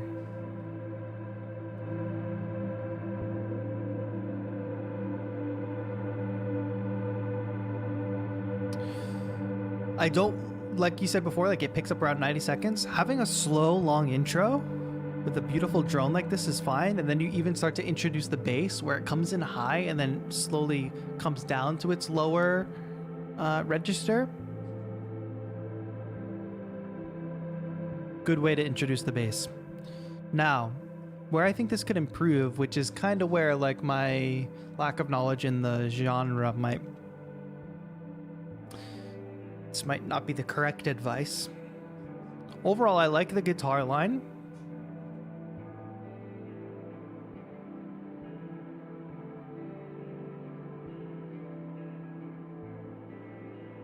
And then I kind of like what comes later. It's like a keyboard instrument, right? All these sounds kind of fit well together. Be careful about muddiness because it's ambient and everything's kind of reverby and washy. So just make sure everything has its own place.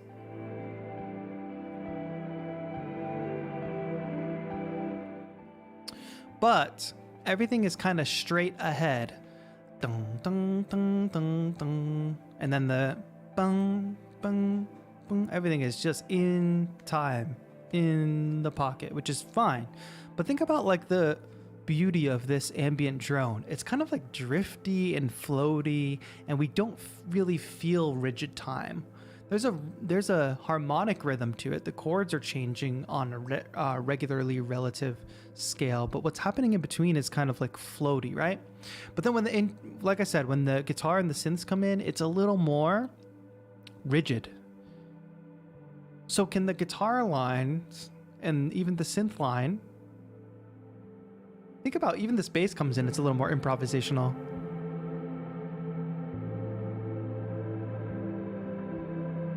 Because there's more space in between the notes. So that's one solution. Can that guitar and that synth line, can you introduce it and give it more space, give it more time between notes rather than just a steady riff in time? Or can you play on guitar something more improvisational, more like a singer would improvise, more like a guitar solo rather than a riff? Maybe it evolves into a riff, sure, but can you have both? I think you can have both. I think some sections will call for this, but maybe by this next section coming here,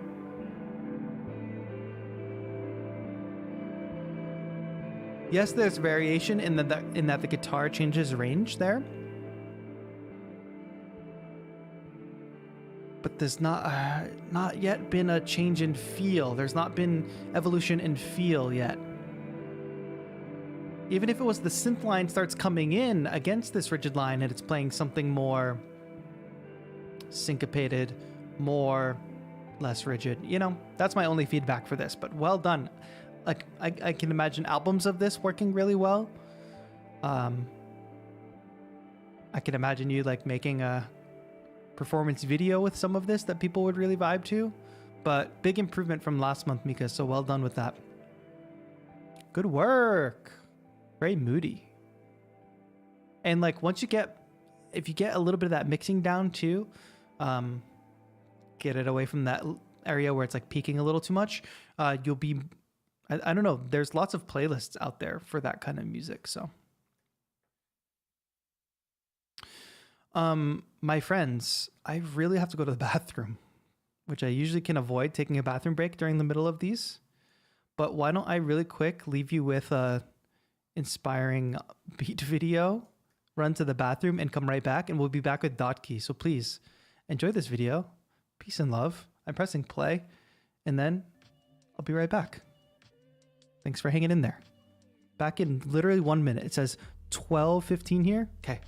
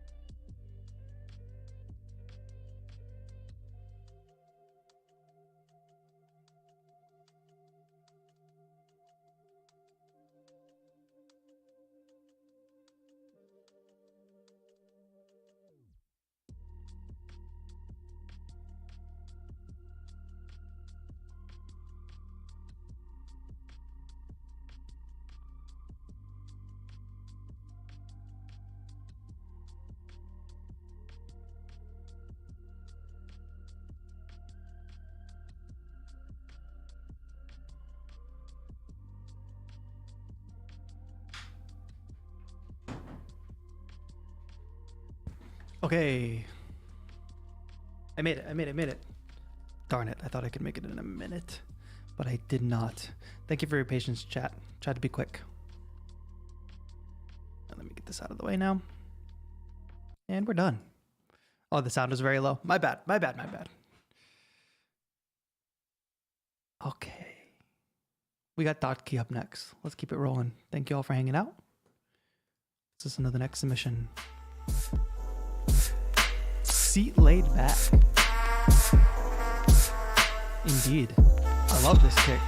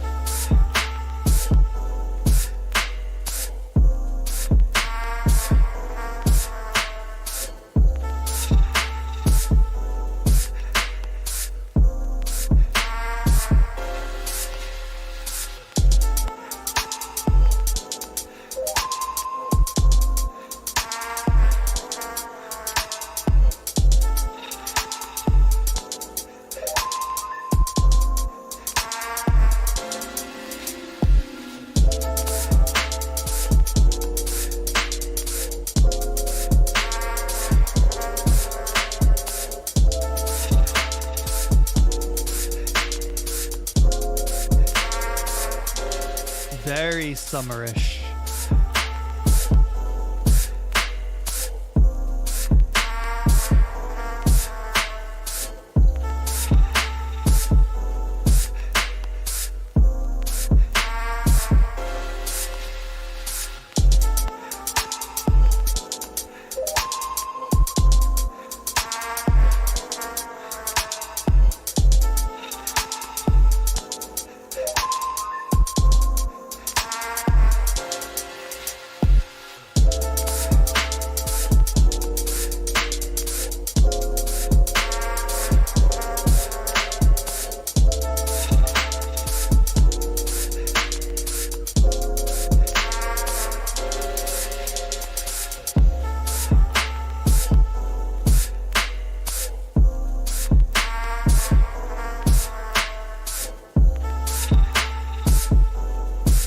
Overall vibe is great.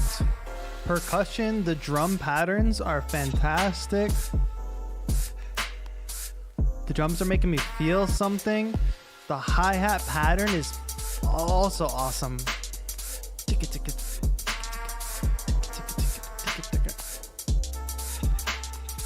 And sound selection is really good for this genre. This is like a summer skate beat. That's what I think of. All right, but my red flag for you. Oh, I love those chords too. I thought the vinyl crackle was a little bit overbearing, but only I noticed it at the end. Maybe I just noticed it then. Or, the vinyl crackle is a little overbearing for my taste. But the red flag I was going to say for you and for everybody is, I always say this, if something is happening from the beginning of your track and never goes away, stays in your whole track, like this trumpet, this Bit Crush trumpet. Let me go here. It's there. It's here. Pretty sure it's here. Yes. If you gotta let it go. You gotta take it away and bring it back later if you love it that much. When you take it away and bring it back later, it gives us a chance to miss it. It gives us a chance to recognize it later in the piece, and it makes it really satisfying for the listener. When you keep it the entire time, it actually robs the track, and it robs the instrumentation or the chance for something else to take center stage. For instance, this midpoint would have been a great place to pull it out. Let us focus on those chords.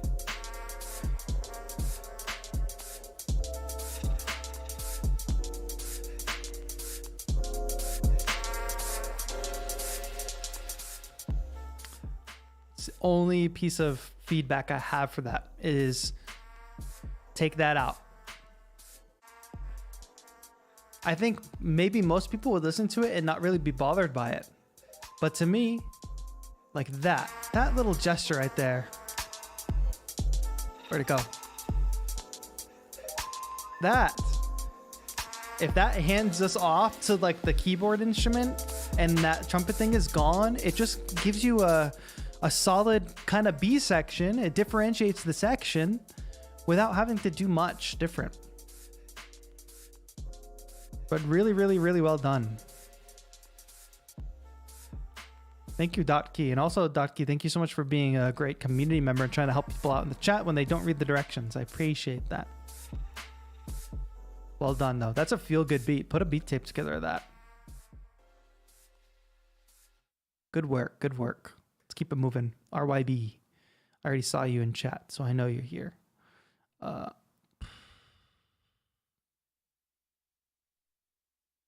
can I? Okay, well, we're going to listen to that.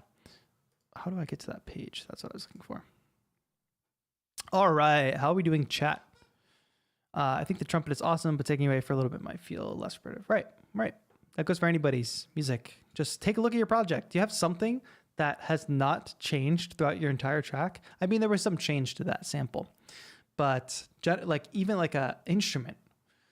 Like, yes, maybe if you have piano in your track and piano is like the basis of the track, maybe keeping it throughout the entirety works. But then also like maybe there is an opportunity to drop it out, you know? All right, let's go. Rando vibe.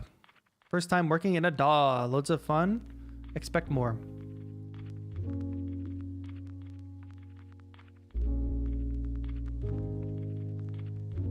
Volume's a little low, I think.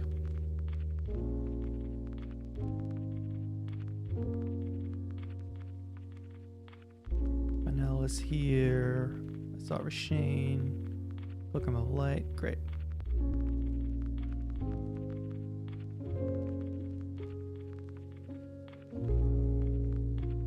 Do you know 1-2 beats? I do not.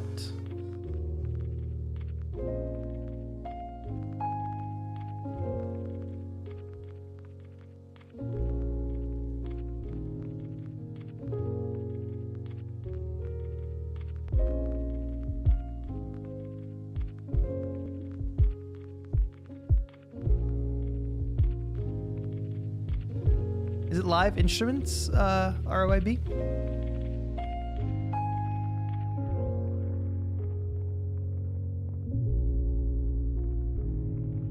Cool.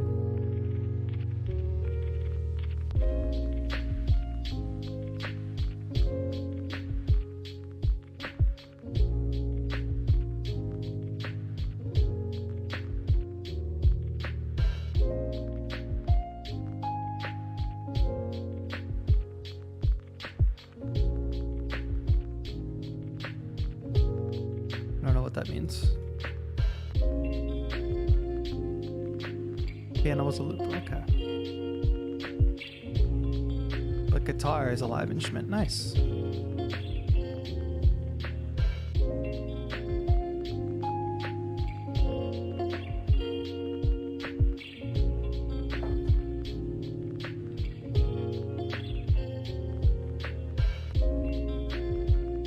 I would have expected a change there.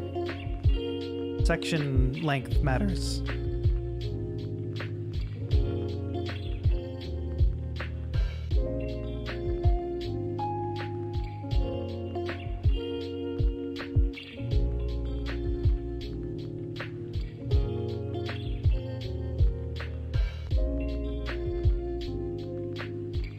So yeah, it's really repetitive here.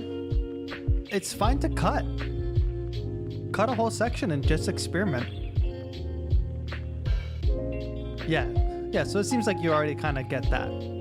It's just like a little too long. Like, what is the pressure to make a 3-minute track? Like, there's not.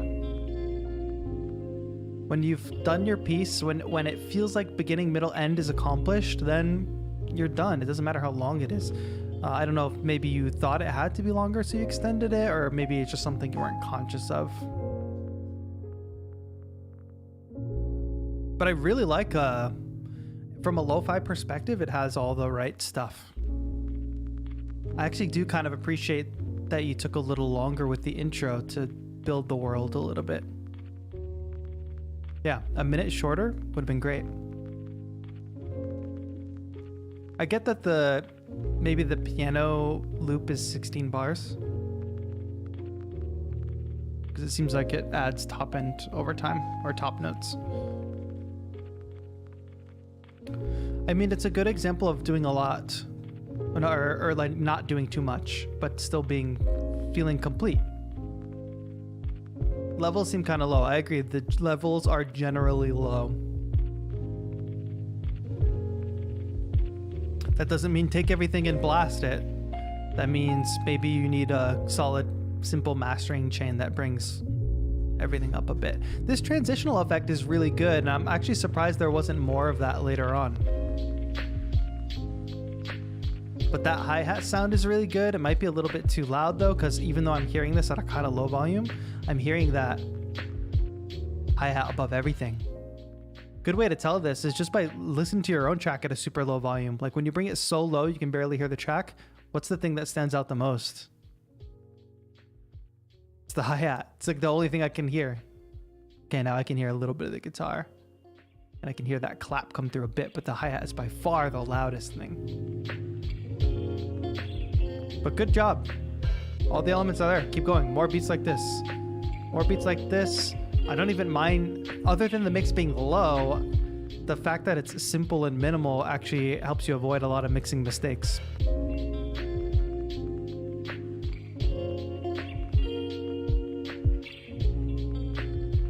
The bass is nicely settled in there too. All right, good job, RYB. Your first time working in the DAW, really well done. Good work, and it seems like you already understand like why is it this long? Could literally end here. Unless you have more to say, go ahead and add more. Or like create a section where the guitar starts soloing or something. That's another easy way. Dun, dun, dun. Quenelles. Trying to do something new. Don't usually work on lo-fi type beats. Oh, nice. We got lo-fi beats. By the way, if you are a lo-fi beat maker and you've just joined the Discord, or if you've recently become a part of the Discord and you make cool lo-fi beats, there is a channel on the Discord to submit your music to our community playlist.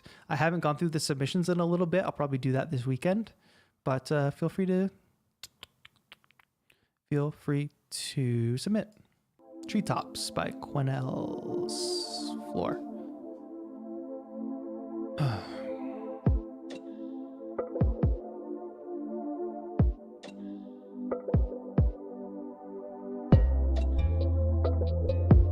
Does it have to be lo-fi to be on that playlist? Yes, it does. To submit to this stream? No, it doesn't. I haven't made music in the last 8 years, or I made much music. Picking it back up? Nice.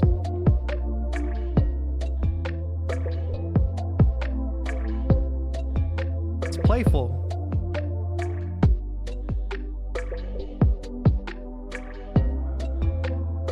Alright, somebody type that submissions are closed so I can pin it, and then somebody type that in the Discord as well.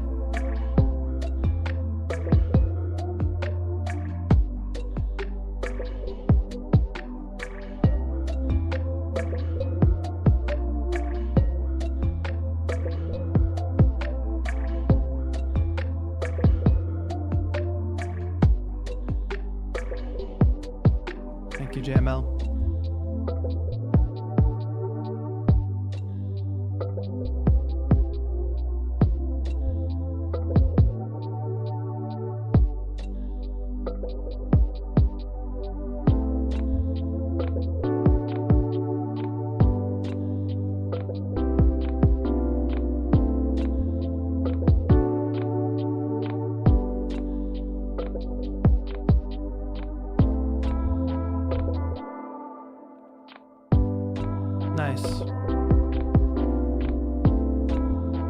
Little things like that are just good attention getters.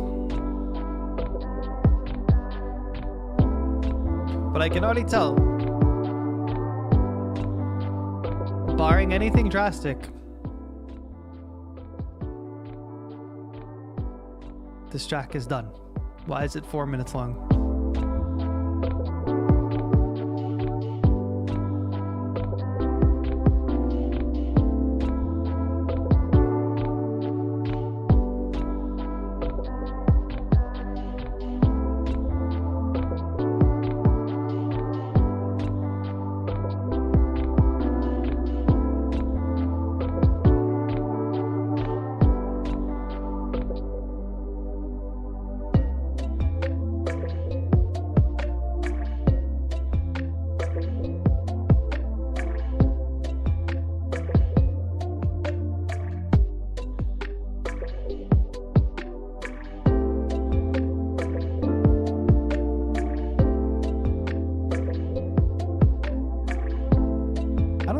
Progression is that weird.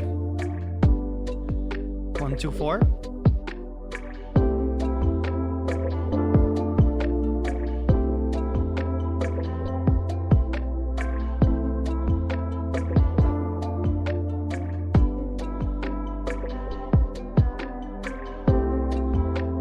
I like the vocal one shot. I like the texture of the. It's like a plucked / percussion instrument or something. It has a percussive effect at least. And I really like the vocals.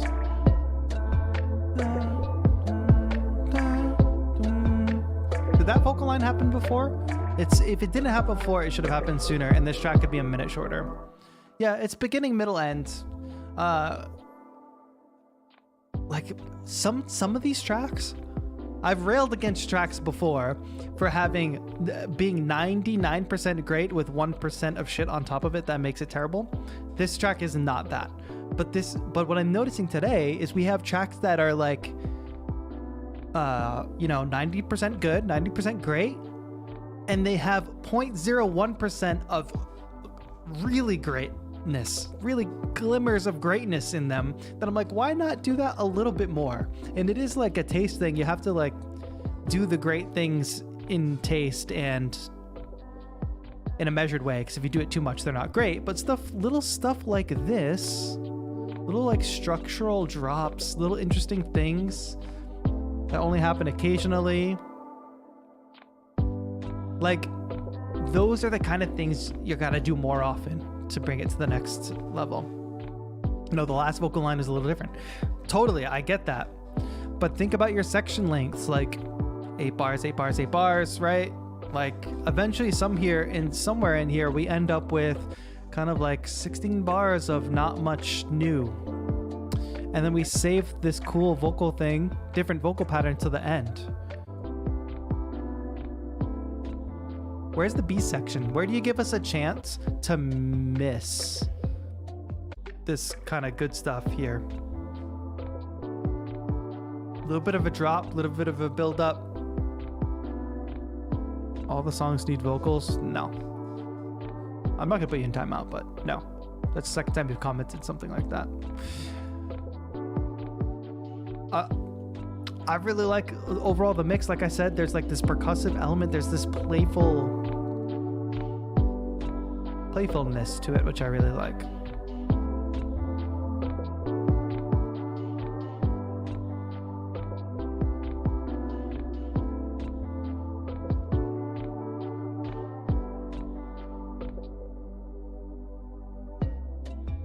Like this could essentially be your final chorus, but kind of goes on for another minute.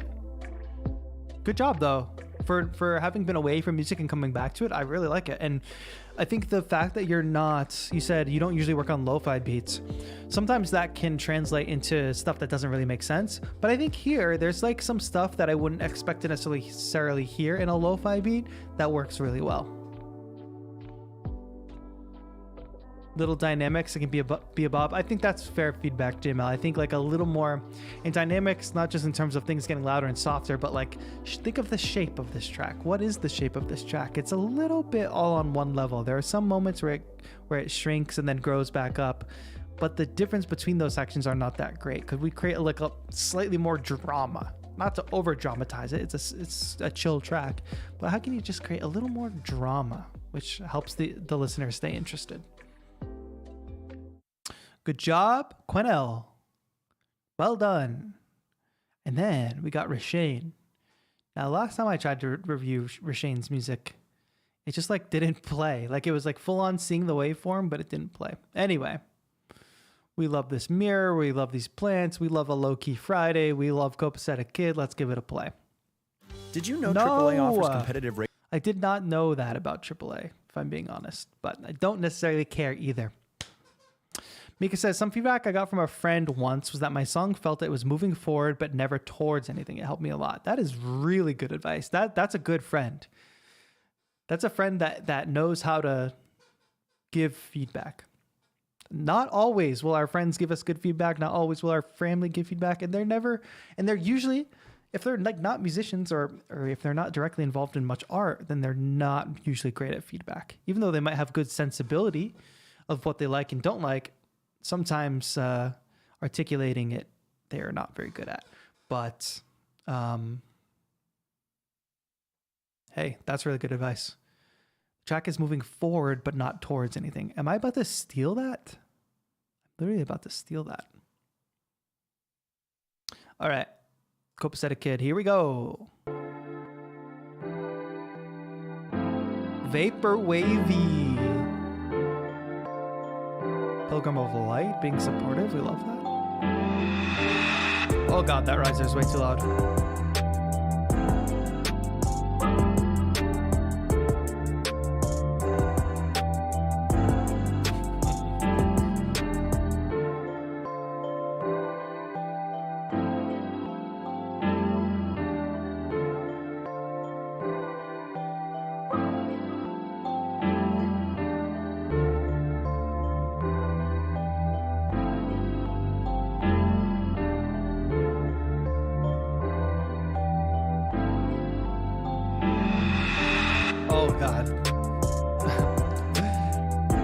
The sound is fine. It's just so loud.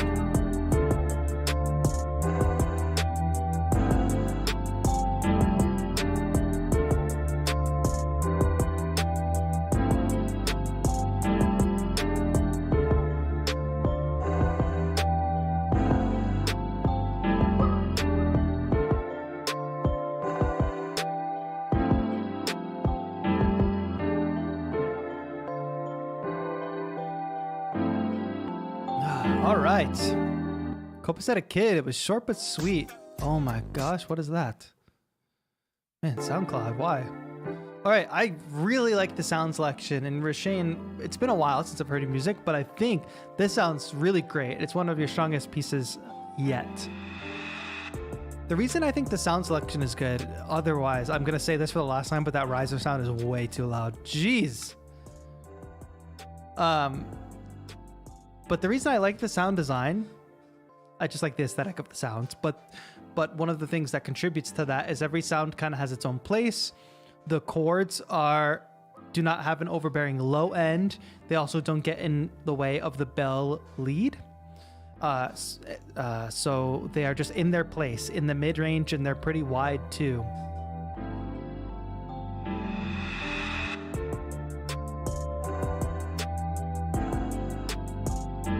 And think about how the vocals are a lead, as well as like the bell arpeggiation kind of thing is also a lead melody, but they're distinctly different both in mix and in musical idea, so they don't compete with each other.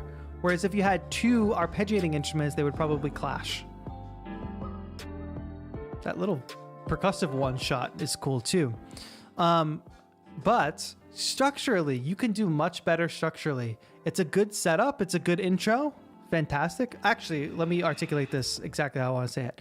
The advice that I've been giving to other people previously on the stream about their structure and moving through and creating drama and why is it so long, I have the exact opposite feedback here.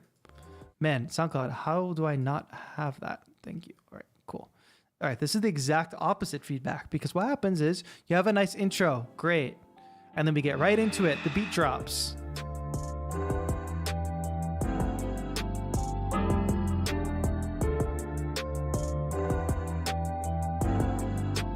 Four, 2, 3, 4. We have an 8-bar section, and then we're right back into like a mellow section. But we haven't really earned that yet, is the problem. What I would probably like is another 8 bars of this with something different about it. That could be something musically different about it, like a new melody on top. That could be tweaking some beat repeats and some performance effects. But we haven't lived in this world long enough to get to this.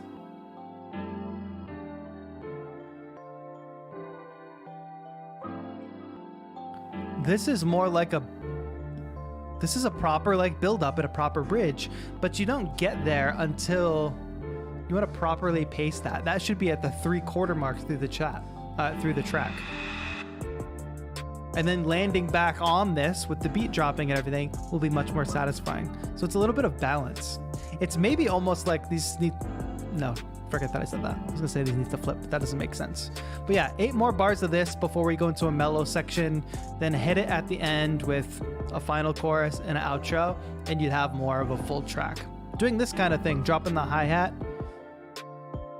and then dropping the more bassy stuff, that's effective outro. So good job on that. Good job, Rasheen. Well done. Low-key Friday? Heck yeah, we love a low-key Friday.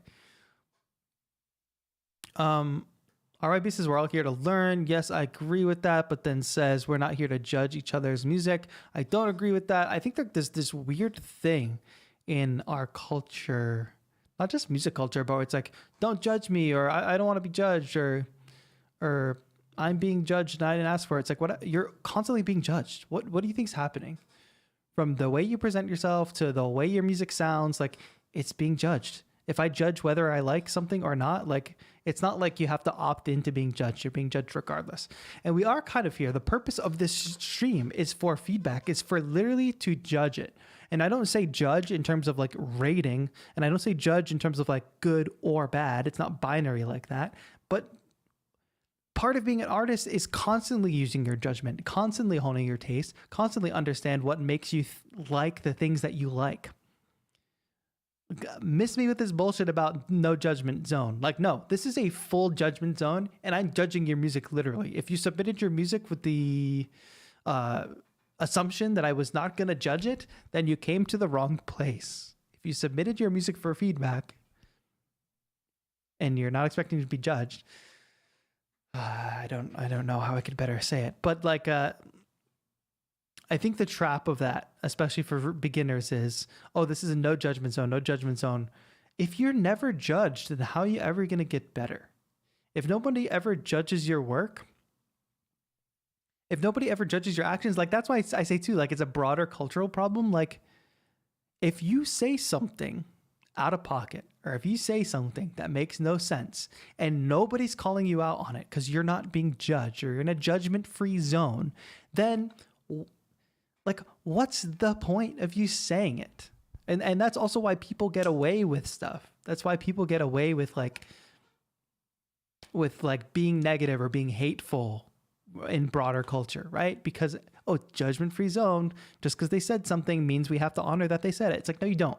That's why this stream, I hope, is like maybe different. Well, I've seen Av do feedback streams and he's brutally honest as well.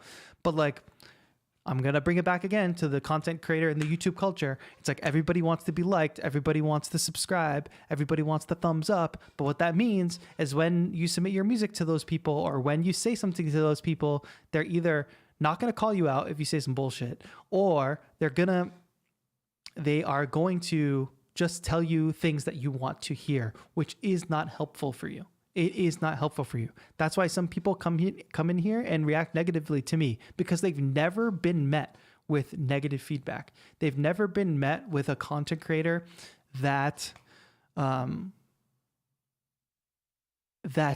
actually told them something constructive and didn't just want to give them some positivity in exchange for a like, in exchange for a comment, in exchange for a sub. So my hope is that I can deliver you some honest feedback, some constructive feedback, tell it to you like it is, and it's just my style, but give you tough love. Tell you the thing that is uncomfortable for me to tell you. Like some of you, everybody who's submitting music is a member. Everybody who has submitted music has chosen to support me with the money. So imagine like how uncomfortable it is for me to give some harsh feedback. I don't do it to make people feel bad, and hopefully that comes clear. Hopefully it's very, very clear that it's not for the sake of like offending anybody at all. It's literally for the sake of I want you all to be the best producers and artists you can possibly be. It's another reason I rant about read the pinned comment if you don't know how to submit or like figure it out. It's like the reason I rant about that is because you need to be able to survive. You need to swim in the ocean without floaties. You don't need me holding your hand. It's the problem. It's the problem with Ryan Martinez's chat while I'm literally talking about this. Well, I'm literally talking about how you need to be independent and how you need to pay attention and how you need to survive independently. Where do I submit something? You typed before you even paid attention to what we were doing. You typed before you tried anything, like looking at the pinned comment. Come on. We can all do better. I don't say that to call people out. I say it because I want you to do better. Serenity now, serenity now. Rasheen, thank you for that. Thank you for that submission. That was really good.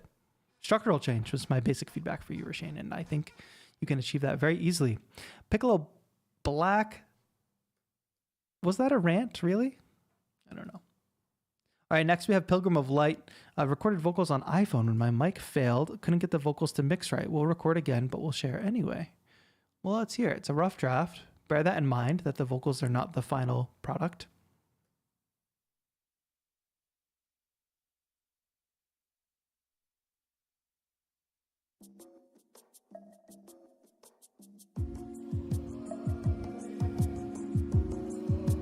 Thank you, Sal. Thank you, Airwaves.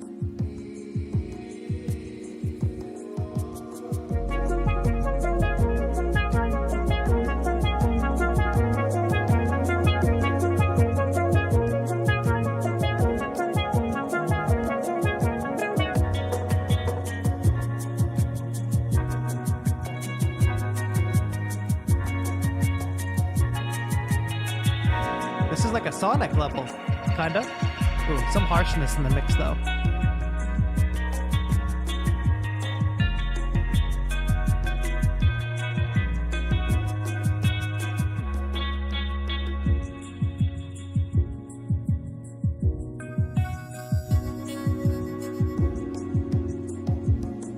The congas are just, that was a beautiful swell.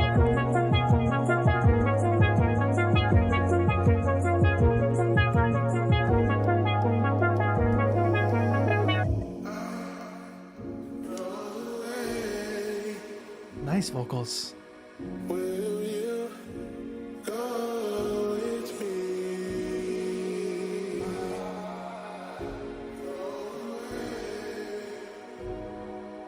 Will you go with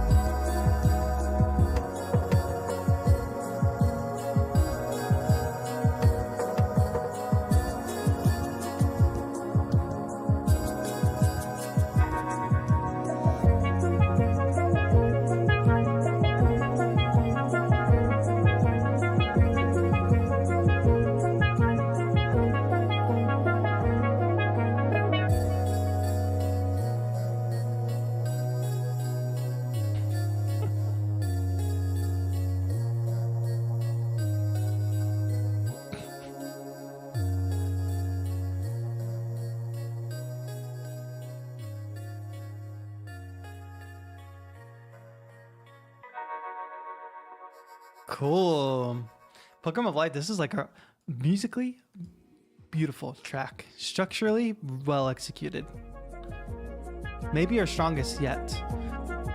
Do I say that too much? I do feel like there's a lot of progression in the community from people that have submitted multiple times over the months. And just Ryan Martinez is still doesn't know where to submit.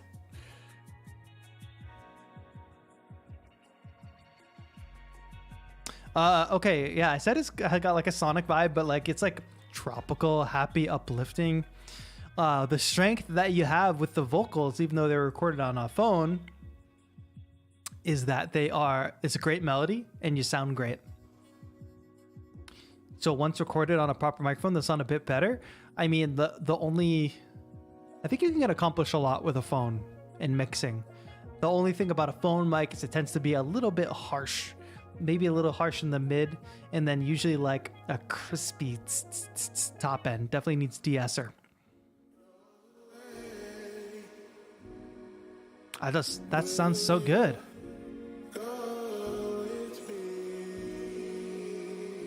But I wonder, like the vocals are so strong and they only happen in kind of this middle section.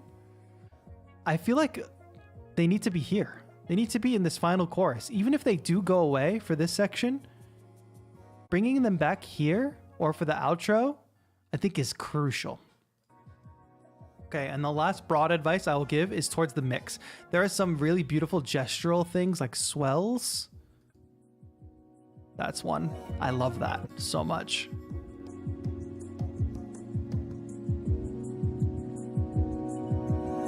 I love that swell so much. It just at its peak pops out like much louder than everything else. And that's sort of the vibe throughout. Like there's weird mixing decisions made. Like the mix I talked about panning before and getting things out of the way. It sounds like you're trying to do that, but like it's overly heavy on the right side. Like the conga and the shaker over here. But in terms of balance, it's not just about some things over here and some things over there. It's also about like, what are those things doing? So like two like percussive elements that are just over here, it kind of, it imbalances it. Even if that guitar was a little more left balanced, melodic instruments over here and percussive instruments over here isn't creating balance, even though they're spread. And I thought the conga sample was not very high quality or something. I wasn't. But some things like percussive and shaker, like there is already a shaker loop happening that's more just wide and spread. And that shaker being bright and so close and all the way on the right is kind of distracting. So the general, let me wrap up my thought. The general thing is here, a lot of your elements have like a floaty reverb element to them, and they aren't so close. They're kind of part of this big, beautiful picture. Think about even these vocals. They're drenched in this beautiful reverb. And a lot of like a good mix is dealing with the space, right? And a mix sounds a lot more natural if it sounds like things are existing in the same space. Now, whether they're in the same space and a little bit further over here or a little bit further away or a little bit closer, you can play with that. But some of the differences here sounds like, okay, this shaker was recorded in a sound isolated booth where I could only hear the shaker.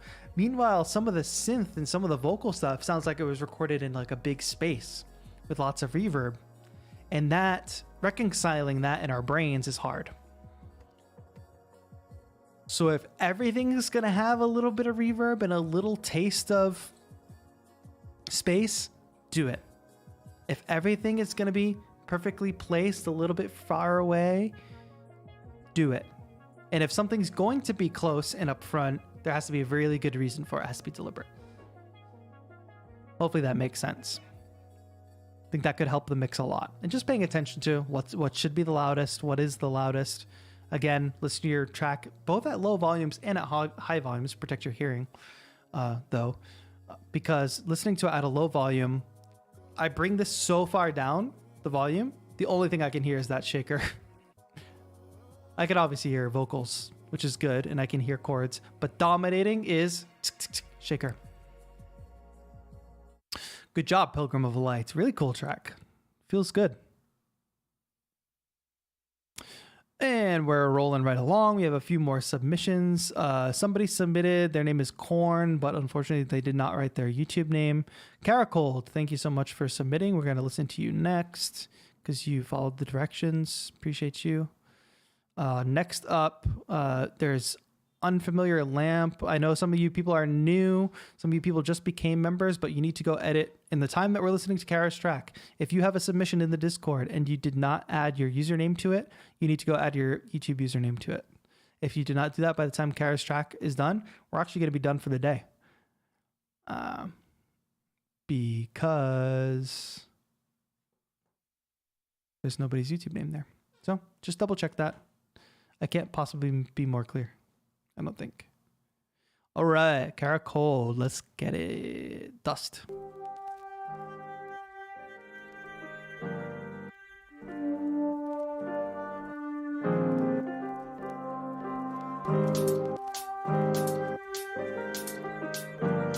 I'm excited. Good intro.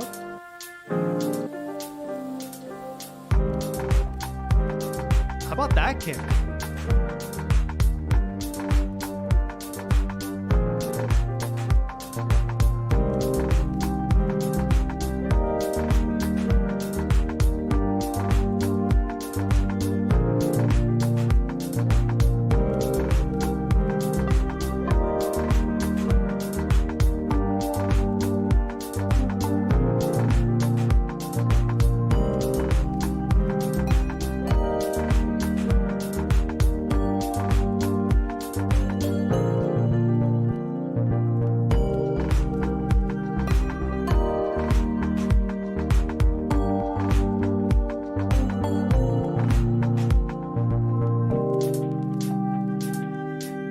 Synth a lot.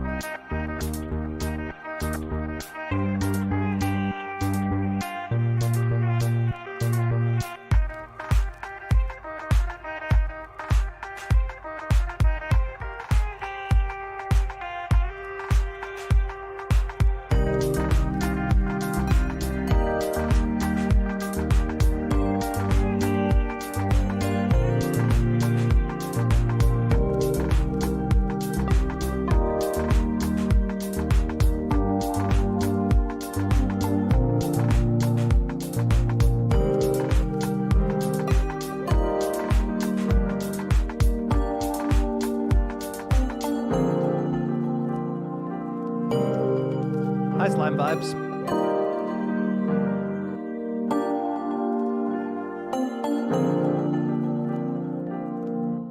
All right, Kara, really cool track. Feel good, uplifting track. Strong intro. I do like paying attention to people's intros because it tells me if you thought about really the structure of your track. A lot of people just kind of start a track, you know, but having an intro that's had some thought put into it is really distinguishing. And then fading out on the intro. Okay, good. Really love the kick for this dance music genre. I feel this kick. Anybody else agree with me? Like, I feel the thud of the kick. I also feel a nice, like, a nice top end to it too. Mood in general is good. I think structure could be improved. You definitely have a midsection here. And I actually really do like the phasery thing on this lead.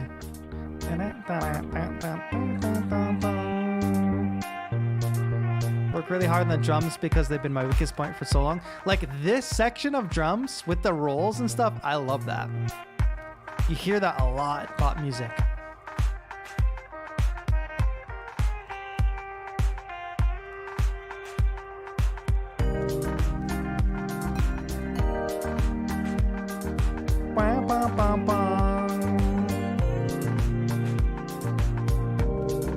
Cool. Something that this is to taste, but something about that top bell sound, which is about to come in. No, this plucky sound, love that sound. Keep that. However, this one, that sound, especially when it comes in right there, there's really something about the harmonics of that sound that make it sound like it's a wrong note, but I know it's not because the phrase repeats later, and because there's less going on, the harmonics don't come through the same way. But does anybody else hear that when this bright bell comes in? Does it sound like the wrong note? Because of the harmonics. I know that it's not the wrong note.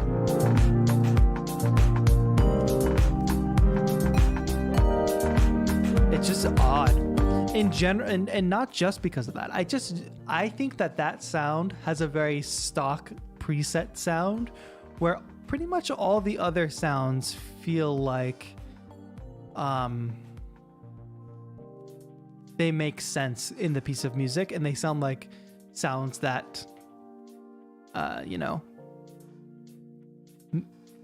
that have some that other like more like professional producers would use. That bell sound comes across to me as like a slightly Emmerich sound choice. Y'all can check me on that, but that's my perception when I first heard that sound. And I think that other pluck sound works much better. Man, I love that. I love that percussion section. That's so good. And I think it would be so much stronger without that bell sound, for real, because then it switches back to that plucked sound, like here it comes again. This sounds so much better. Like, I don't think it needs that bell sound. I think it could forego it. Bell might have a third or fifth added to it. It's definitely like a monophonic sound. I don't think it has an interval. I think those harmonics are just so strong, and the way it fits in the mix, the wrong harmonics are coming through.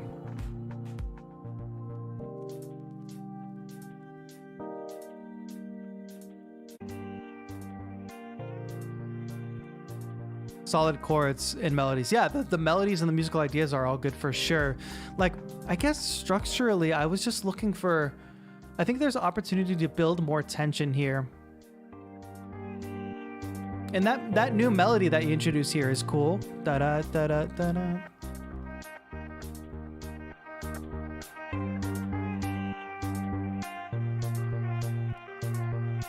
And it going to this, but it's the thing again of like, okay, now after you've done this, the drop needs to be so satisfying.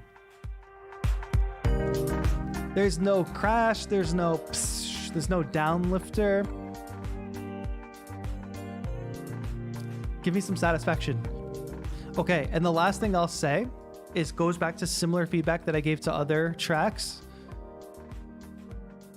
Besides the piano, which has a little bit of a little syncopation, a little groove, a little rhythm to it, everything else,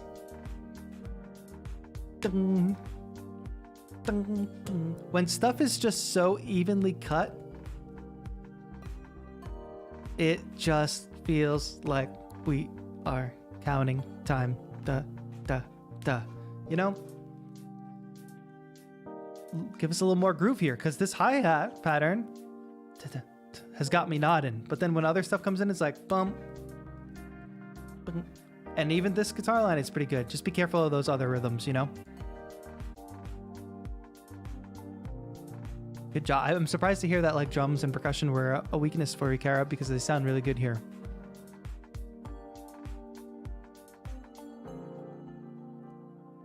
Cool. I'm excited to hear more from you, Kara, if you want to keep submitting.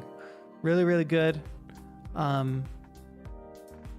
Uplifting stuff, for sure. It's called Dust, which is interesting. The word dust doesn't evoke to me what this track evokes, but the colors mixed with it, it does make me think.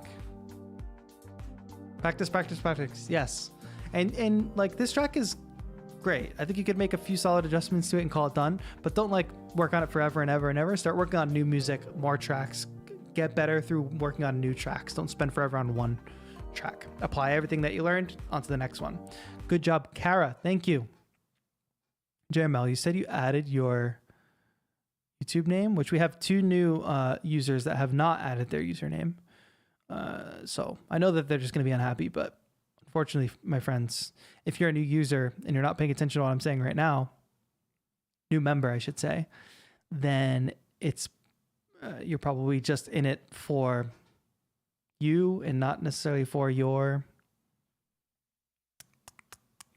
our community, which it is for you to get feedback, but this is also part of a community. So if you're kind of just sitting around waiting for your track to get reviewed, it may not get reviewed because you're not listening and you're not adding your name. JML, I have no idea where your track is, so you need to message me on Discord right now. Not message me. Actually, do not message me on Discord, but just repost your track because I don't know where it is in this feed. But Corn, you're a new member as of last week or something. See what you got. Summer Breeze. Only one sale away from the Shopify 1000 Club. Oh, great. Thank you, Shopify 1000 Club. The community is Pagos. Would recommend 12 out of 10. Thank you, RIB. I appreciate that. On the front of like Discord and messaging and stuff, don't message me on Discord. I will not answer. Some people message me like I'm going to respond. Like, number one, I love you all. Thank you so much for being a great community and for being members. The things that my DMs are not for: technical support, additional feedback on your track, product recommendations. Three strong things that are very much not, my DMs are not for, and that's on Discord, that's on Instagram, that's on whatever. I don't answer any DMs on Discord that are not from my friends. And I rarely answer DMs on any of the other things. We have opportunities to interact every single week, being live every Thursday. So if to me, my perspective is if people want to be engaged or they want to hear from me or they want to ask me something specific, then they would be paying attention to enough to know that they could join my chat every Thursday and potentially have their question answered. And then if people are asking like technical or product advice, I'm flattered that people think like maybe I'm like an expert on something. But it also just shows me that they're not taking the time to go solve their own problem. They're just looking for a person to solve it for them. And I don't think not everybody necessarily thinks of it that way.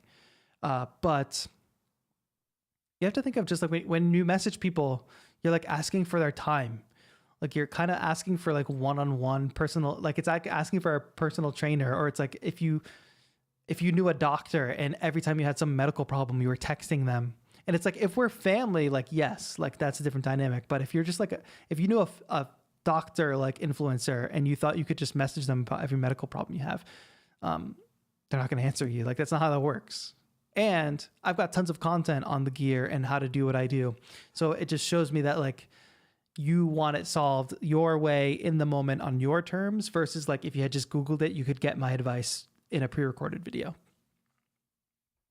So that's the perspective there. And it's just like if I message some people, I can't message everybody back. So, and if you message me just saying thank you and for praise, thank you. I really, really appreciate that. I just know I likely do see it and I do really appreciate it. And I'm thankful for it. All right, we got Corn, Summer Breeze, without the ad this time. Oh, advertisement 2 out of 2? Are you kidding me? I'll continue to rant.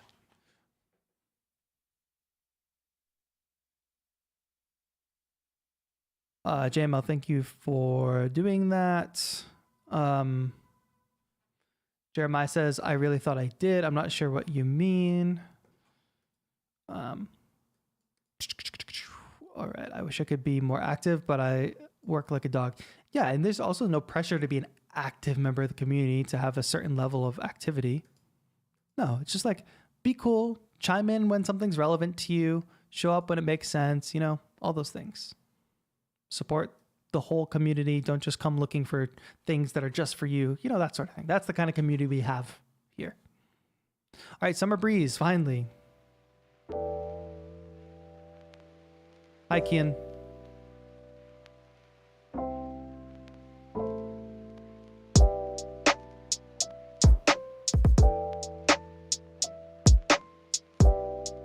The drums are loud, but good.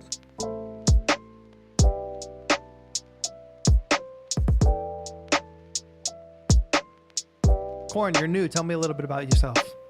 Tell us.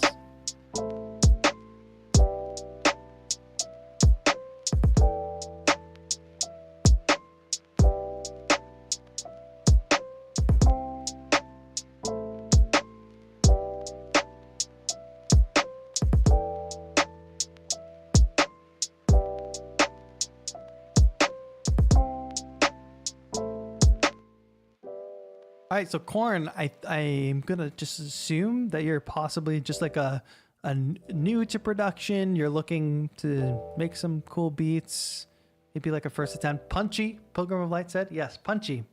Drums are pinch. Punchy drums for sure. And I do like the punchiness of them, but you want to just be aware that the drums are much, much louder than the piano. And you can tell this not just by listening to it, because sometimes it is hard to listen and gauge, especially when you're first starting out, but you can also just kind of see it, right? You're going to have some dynamics where some things are, the wave is much taller in some places than it is in others, but you can tell this is so quiet, and then the drums come in. Jimmy says, nice swing on the hi-hats. I agree. I think it sounds good. So like I said, I think you're just kind of probably starting out, and this is just a very basic start, which is fine. So you've got two solid elements, right? You've got a piano element, probably a sample, I assume, and then you've got drums. Fantastic. The next two things you're looking to add is a bass line and a lead instrument, something that plays a bit of a melody on top. That's the next step for you. So for bassline, super easy. You're going to want to just figure out this chord progression.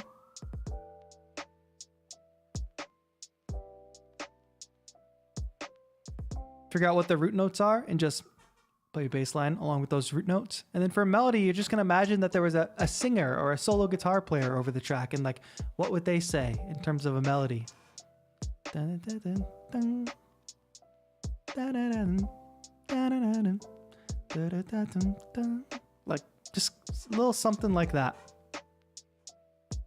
And then you can start thinking about structure, which is a lot of what we talked about today with other submissions. Of course, you can take that same advice. In the intro, the first verse, what comes in after that? What does a hook sound like? How do you create drama over time? So like a counter melody, yes, because also this piano is simultaneously implying chords and has a melody on top. So a counter melody, something that doesn't overstep this piano melody, but also something that could exist if this piano eventually goes away and there's just bass or there's just chords. I used the Lab Soft piano. I didn't use any loops. Oh, great. using loops is not cheating, but I am happy to hear as a beginner that you kind of played out this chord progression and the drums. Good job. That tells me that you should have an easier time, because now you don't have to navigate around that melody being printed on the sample. You can go take that top line melody out of that piano, just have the chords, and introduce something new. Not saying get rid of this, but I'm saying when the time comes. Good start, Korn. I'm excited to hear more from you since you are new to the community. Now, JML, you're up next. And since people, really quick, unfortunately for Bustelo and Unfamiliar Lamp, I'm not seeing YouTube names in the post. This is your last warning. I've tried so hard to help you all through it. But you got to add your YouTube name. That's going to be it. I saw somebody say, sorry, I thought I did. I don't know. Since I don't know your artist name, since you didn't put your YouTube username, I don't know how those connect. So you have until I finish JML George's thing and to add it. And don't just type in the Discord, edit your actual post, because that's where I'm looking for it. Well, no. Just submit it one more time, I guess, because it's going to be hard for me to go up and find it. JML, let's hear it.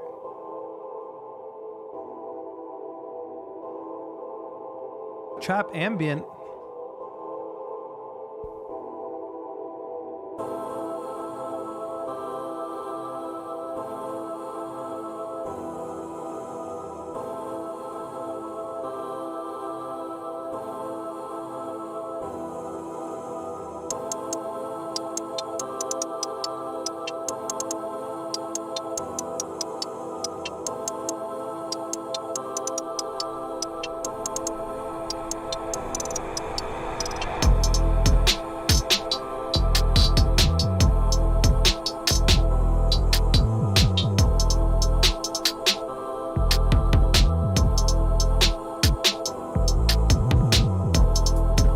Okay, drill vibes.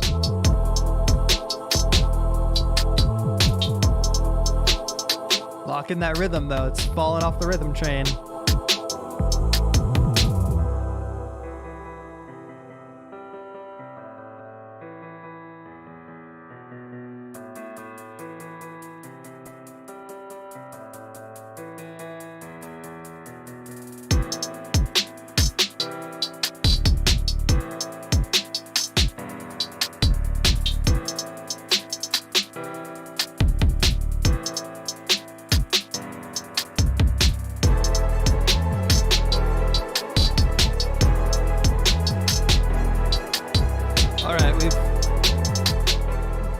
Off the rails. It's just like too much. Like you were fine. You were literally fine up until this point. I really only had mixing notes, but like this string line is like, hello, did you listen to it? Did you consider, does it make sense? I'm sure you wanted to add epic strings, but like just wanting to add epic strings doesn't mean they work in your track. Meanwhile, this, with the drill vibe, hard-hitting drums, and the choir, sounds good. But I'm just waiting for those strings to come back in and just tank the whole thing again. Wait for it.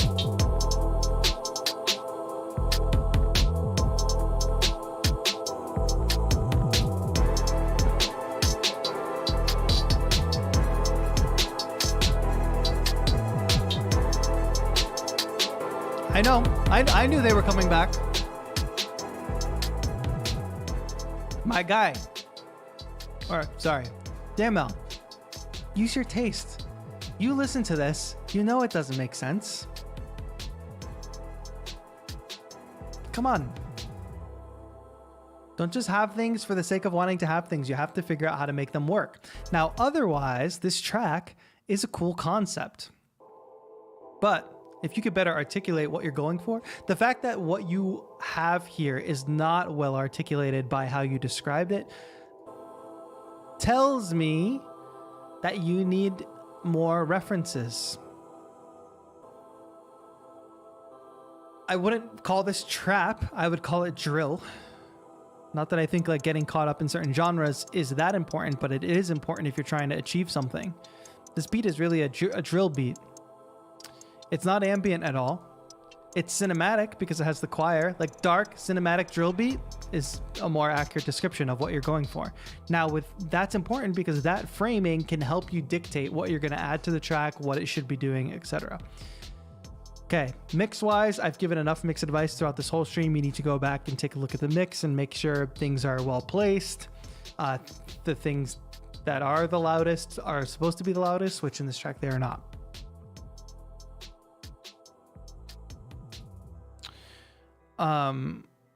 There's really interesting things that happen. Like that's great. Dropping the beat out structurally and adding that delay piano thing, building back up to something. Good idea. And then it just lands on this string. No, it doesn't. Okay, good. But the string comes in, doesn't fit tonally at all, and kind of tanks the quality of the piece. So there's that. And the last thing I'll say is the kick and the 808 relationship is a super important one. And rhythmically, it just sounds like it is okay to do some syncopation and to do some triplets and to do whatever in your 808 and even in your kick. But those things got to link up at certain key moments, like downbeats, or it even sounds like at some points, one or the other has kick or 808 has not been quantized properly, and they're supposed to be hitting on the same beat, but they're just about not. And you can hear that clear as day. So be intentional where the syncopation is, dum, dum, dum, dum, dum, dum, dum, dum, or dum, bum, bum, bum. Like there's some flowy stuff in there, which is good. But where it's not supposed to be like that, where it's supposed to be straight ahead, you got to quantize it. You got to look at the kick in relation to the 808. If there's parts where they're supposed to be landed on the same beat, boom, they got to hit on the same beat. If there's parts where you think they got to be like this and they're just barely not hitting on the same beat, fix it. They got to be on the same beat. Overall, if you took out that string sample and musically, it's good. If you took out that string sample, musically, it's good. I like all the ideas and I like the vibe. I like the darkness to it. The next step then would be to improve the mix. Thanks. I was going through a bad phase of beat block. Beat block is not an excuse. I'm sorry to say. Beat block is not an excuse. If you have beat block, show me the 10 terrible beats that you made while you had beat block. Where are they? Can I find them? Where are the 10 terrible beats you made while you had beat block? They're not here. They could be on your hard drive. This is the problem. Beat block, for all of you, is not an excuse. Sit at your computer, and if you have such bad beat block, you're still physically capable, right? Your hands are still working, or you're still like able to make beats in the way that you make beats. So if you can make 10 really crappy beats, that's not beat block. It's just like you're not happy with anything that you're making. That's totally different. When people say beat block, it usually means like they're not able to make beats and they haven't made any. Making a bunch of terrible beats is totally different. And actually you're better off than somebody who says they have beat block. If you are making terrible beats in between and that's how you're defining your beat block, good. Now, what do you do when you are just making terrible or beats that you think are terrible? It's not just like, oh, that beat was terrible, moving on, go do something else now. It's like, no, like dissect it. Why do you think it's terrible? Why do you think it's not up to par with your standards? Write it down in a notebook. Mix isn't good, or the key doesn't sound right, or whatever. Once you know those things, then you know what you have to improve on. Then you know the tutorial you need to search. Then you know the thing that you need to read about. Then you know the thing that you need to study. If you never look at like your flaws or your failed content, your failed music, your failed work, and assess why it has failed, then you cannot figure out how to get better. If you just say, oh, it failed, and then close the book and move on to the next one, you're not actually learning, and you're going to stagnate your growth a lot.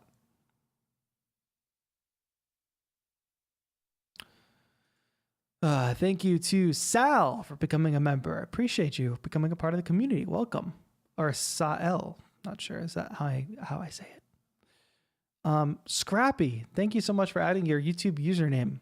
Luckily, I'm feeling ranty this afternoon, and you've had a little extra time. This is a Madison Beer remix, so hopefully this does not take me down off the air, but peace and love. Here we go. I will also say that usually we will not review remixes. I'm usually looking for some original music. I'll let this one slide because you're a new member. Please let us know in the chat though. What did you have? Is it just the top line or what?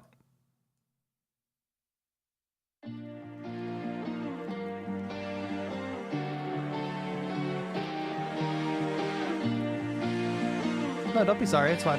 You didn't know. I also don't communicate that. I don't put that on you. Sleepless nights and cigarettes, my daily dose of internet, and all the things I should have quit but never did. Oh, evil voices in my head. Vocals and guitar. In a Okay. stranger's bed. I lost my phone in Amsterdam. It's 5 a.m. I'm a natural disaster, but even after all that I do with you, it's gonna be the death of me. And none of this matters. Maybe it's you, it's you. Feel bad for my health, I should probably get some help. I can't control myself, I'm addicted to the hell. My heart is getting sick from the tar that's on your lamps. Yeah, you're bad for my health, you should hurt somebody else. Feel bad for my health, I should probably get some help. I can't control myself, I'm addicted to the hell. My heart is getting sick from the tar that's on your lamps. Oh baby, it's so bad for my health.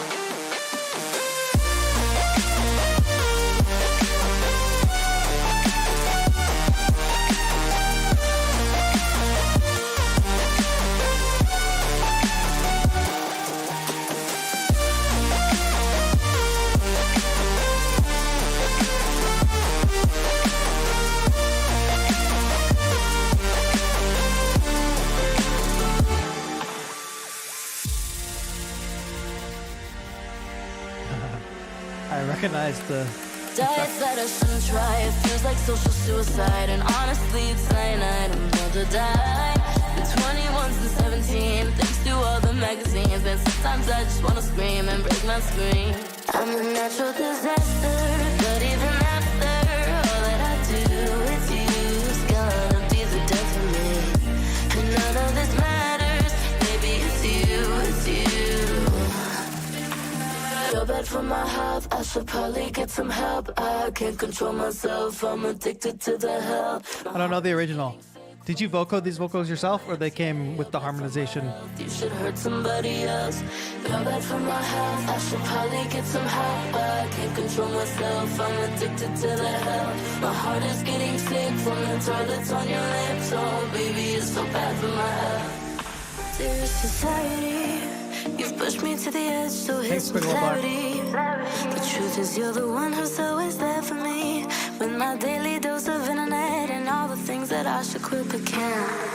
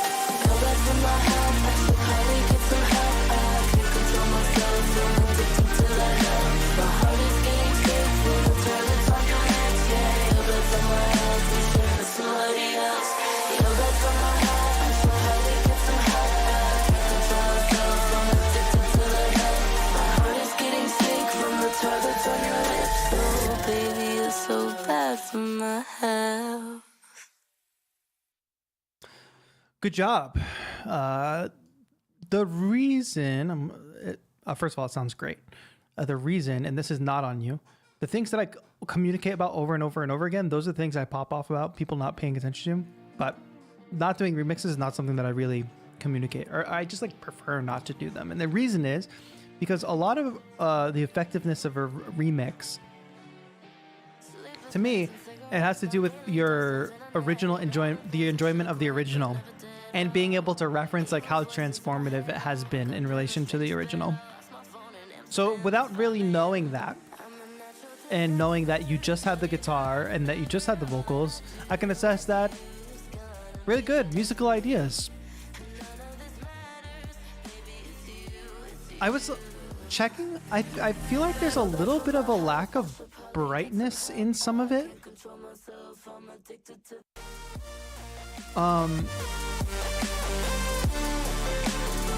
Like there's those pad synths in the background that I just feel like need more air. Like I feel like there's like a slight, like a not really, I'm not gonna say a low pass filter, not that extreme, but I feel like some highs are just generally shaved off here, which I'm looking for more air and brightness, especially in the pad instruments. Now, some of the feedback I think will go back to me not really knowing the original. But the beat and the rhythm and the flow,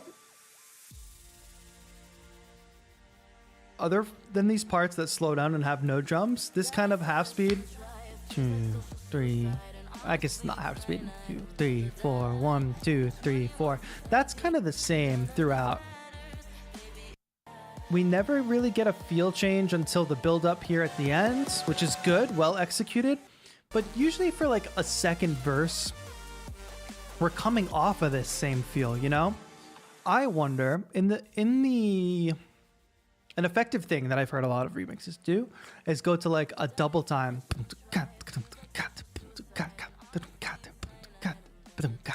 Like what if you had ratcheted up the energy a bit for this second verse and had almost been like a double time feel. And then you could easily go back into like a build up, and then coming back to the just straight ahead feel would feel satisfying. It's like you're landing. It's like you just sprinted and you're landing. Something to think about.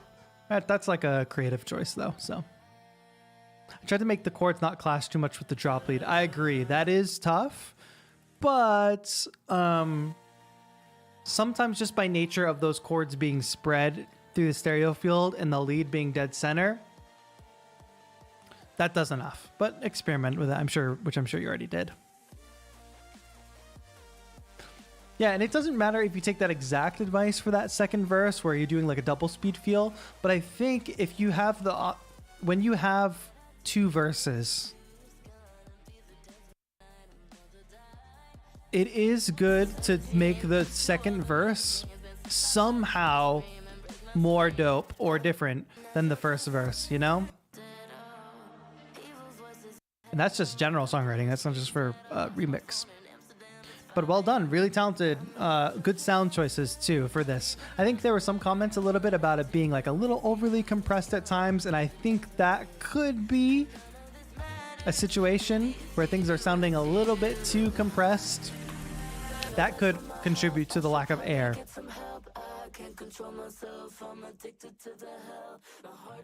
And ultimately, if I had known the song, I want it to be transformative and energizing in some way from the original. And I don't know that. But if it is, great. Well done. Master limiter going a bit too hard? Probably. Yes, yes, yes. Thank you. Good work. Well done on your first submission. General Gem the Jet. Unfortunately, submissions are closed and you're posting after submissions are closed. So I apologize to you. Looks like that's going to be it for today. I'm just double checking if anybody went and edited their posts and had their names, but it does not appear that way. Unfortunately, I do have to be like strict about this stuff. If I just let everything slide, then it just gets disorganized, and I'm one person trying to run a show here and keep things organized. So I can only help people as much as they will help themselves, you know? And it will help just people pay more attention the next time, I suppose. So that's going to be it. Oh, I'm up in the other submissions now. All right, you guys just want to chat? What's going on? We can just hang out for a little bit while the stream ends. We're coming up on 3 hours, which is fine. Run some background music here. Make the chat bigger.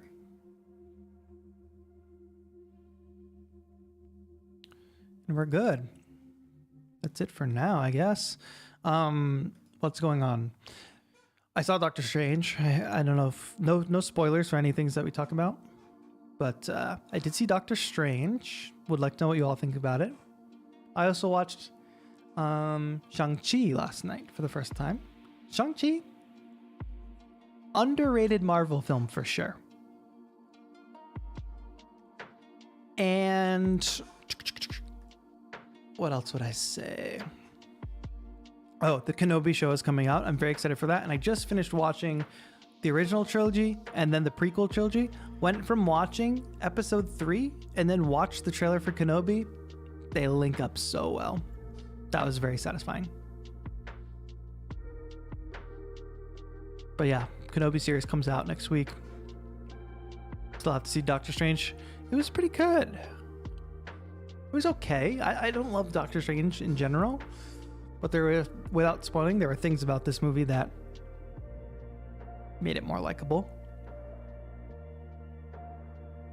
One of the best Marvel movies, Shang-Chi, I don't know if it's one of the best. I still think some of those original ones, some of those debut ones, like what's gonna top like original Iron Man or even Iron Man 2 or like original Thor, or what's the really good Thor one? Ragnarok. So good. Stranger Things. I'm not huge on Stranger Things. To me, it's, have I seen Moon Knight? Yes. I was kind of like, Moon Knight aesthetically looks like really cool and it seems like a cool concept. The best parts of Moon Knight, without spoiling, the best parts of Moon Knight were when it kind of went deeper into like Egyptian mythology. They didn't do enough of that, and some of it was just boring, I thought. And it's a shame because Oscar Isaac, he's great. They could have done a lot more with him.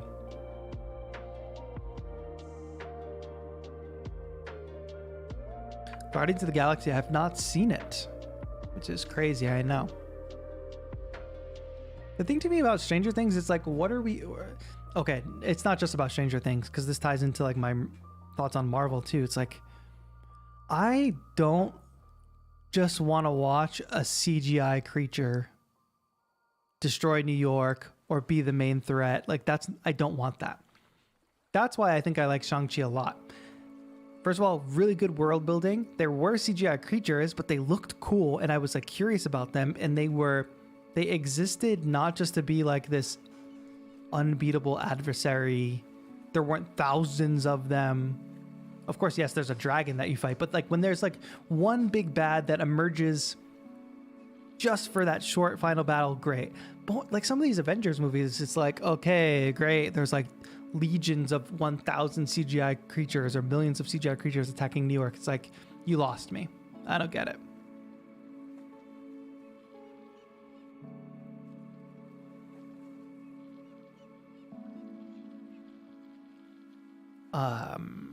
Do Native Instruments have a summer sale every year? Does it include hardware? I have no idea, but you could very easily find that out by doing some digging yourself. The Stranger Things, the most appealing thing to me about Stranger Things is the Spielberg kind of element, the retro element. But the story, I'm just like not that intrigued. I think it could be better. I think if it pulled more from the 80s, like do more with practical effects, do less with like random CGI creature, like flesh out the story of like the underground conspiracy organization, like make that more exciting rather than just weird scientists bad, creature like underworld bad.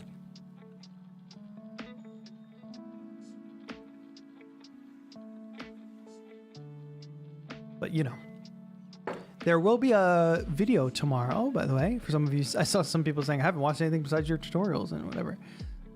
Well, don't forget to watch things for enjoyment as well. But also, there will be a video out tomorrow, a send-off to a MIDI controller that you can no longer buy.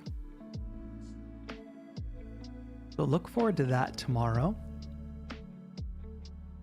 I'm dying.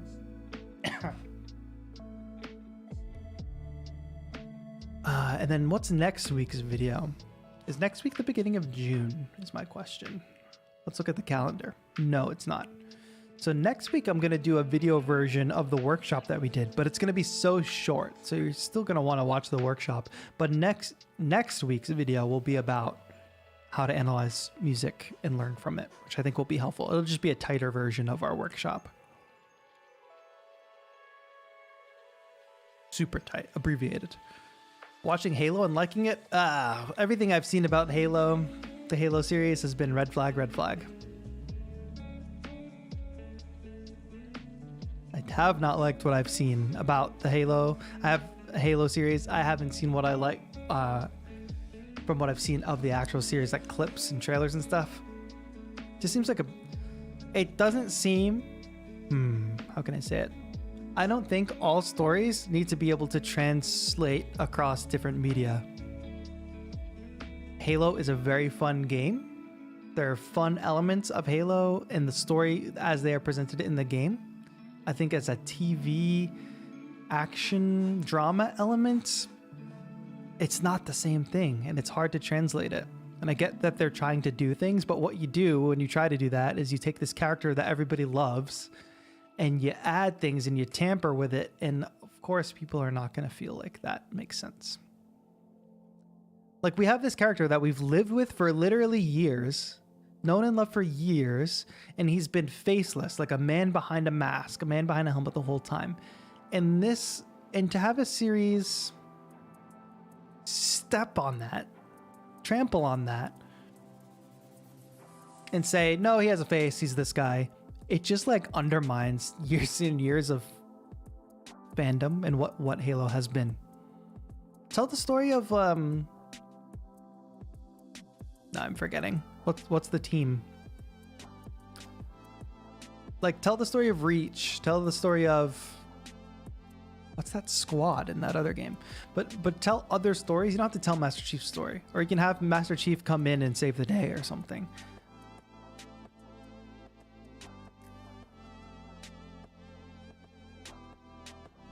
Not push 2. You can still buy push 2, of course. What do you think of? I don't know what that is.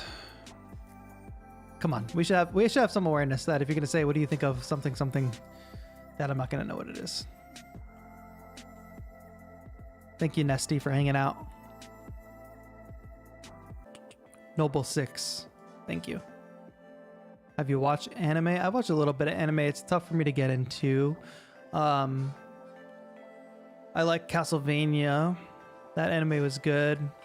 Other like the animes that everybody loves, they're like the classics, I just cannot get into. I watched a little bit of Demon Slayer and it was pretty good. Yeah, I do find that it's hard for me to engage with cartoons. Not saying anything bad about cartoons. I love animated stuff. Even the Star Wars Visions stuff, like I only like some of them. I have to really dig the art style and the tone, and the stories have to be really good. Like Love, Death, and Robots, that animated stuff I think is really good, but I think it's because it exists as little one-offs and it's not like a full series. I've watched Clone Wars, like that has the advantage for me of being Star Wars, but even some of that, it's just like, why? But the last season's great. So like when you're telling great stories and it's animated, great. I'm watching Rebels. That has like more good stories, but still has like not great at the same time, like boring stuff at the same time. Attack on Titan, yeah, I get it. I like Akira. I don't know. So some of it I just don't connect to on a fundamental level, I think. There is also like an element of, I guess, like Eastern or maybe it's Japanese specific storytelling that for me, I just don't connect with. Like, I love Miyazaki films, aesthetically, mood, etc. But like, there's no characters that I care about really from a Miyazaki film. I love them, observing them as a piece of art. I don't love them like I want to, like in Star Wars, I want to know more about Kylo Ren. I want to know more about Darth Vader. I want to learn more about the lore. For certain, like, there hasn't been an anime that's grabbed me in that same way. I don't know why. Of course, different cultures have different like ways of storytelling, and I think that definitely plays into it. Have you seen Primal? I heard it's really good. I have not seen it. What's your top 3 movies of all time without overthinking. I'm not overthinking. I can't say top 3. It's impossible. I'll rattle some off. Wizard of Oz, fantastic movie. Really good storytelling, world building, like crazy. Devil Wears Prada, love that movie. I really love the movie Prometheus. I love the whole Alien series, but Prometheus is what got me into the Alien series. I love Star Wars as a whole. I can't say one of them is my favorite movie, but Rogue One is a really fantastic Star Wars movie. I wish they would do more in the style of Rogue One. Lots of other, like Fight Club, Joker, Interstellar. I would not put Joker in my top list, but Fight Club's obviously an excellent movie. Anything sci-fi, yeah. Interstellar is great. There's a movie called Ad Astra, which is really fantastic. Bishop likes The Thing. The Thing is a good movie.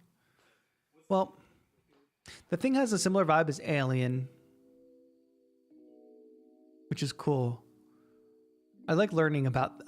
The Thing is a movie I love digging into the lore of. There's a James Cameron movie called The Abyss, which I really like. If there's a movie about like an isolated group, whether you're isolated in the Arctic, like small ensemble cast, isolated in a place, or in a submarine or something like that, like that's something I like. Arrival, yes, another fantastic movie. Yeah, I really like movies a lot. I hate The Thing. Yeah, The Thing is like a very scary concept to a lot of people. I don't really get scared by movies though. It takes a lot. Movies have to like psychologically mess with me to really be scary.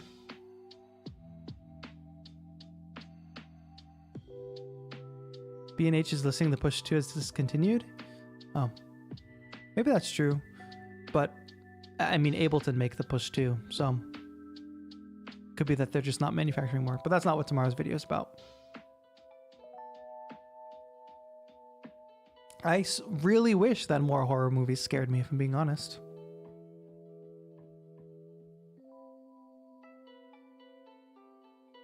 Japanese horror, yeah, like stuff like The Ring, Ringu, and like The Grudge. Like some of that stuff is creepy, but I don't know.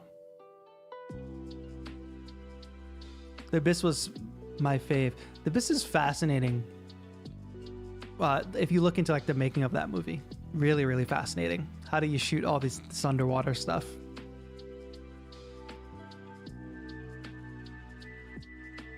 Horror can definitely be funny if you're not scared by it. I want to tell you all that I have this tree, a plant, house plant outside the studio. And the cat, this tree, the leaves fall off. And the cat has figured out a way to stand on the pot and shake the tree so the leaves fall off. So all I can see outside my door is the silhouette of the tree rocking. And I know if I open my door, he'll run away. Let me see if I can catch him.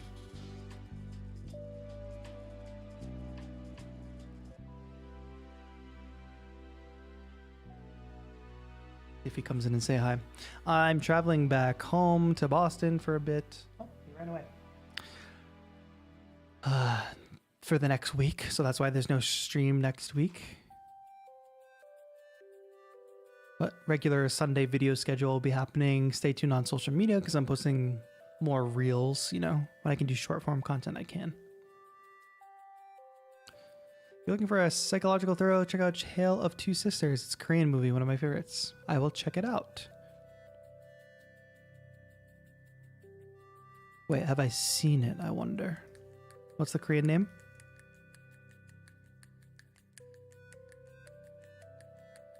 I watched a pretty good movie. Korean horror movie. No, I don't think I've seen it. No. But yeah, there are some good Korean horror movies as well. I have to take pictures of it. I mean, I'll try. It's just like the tree is going to have no leaves when it's done. I can't stop listening to lo-fi lately. Why is lo-fi music so calming? What part of it makes it peaceful? I think there's a nostalgic element for many. It sounds old without being old. And not having a lot of high frequency energy makes it so that it's not harsh, or when it's done well, it's not harsh. And then a lot of the tones are very pleasant. He just walked back to the tree. He's climbing onto the tree. I'm taking a picture and I'll airdrop it to my computer.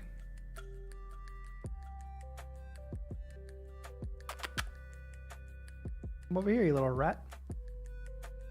All right, we'll go a little longer because usually the cat will jump on top of me on the chair. Come on. It's just focused on the tree. All right, I'm airdropping this photo on my computer and we'll end with that. So you can see the cat's habit of the tree.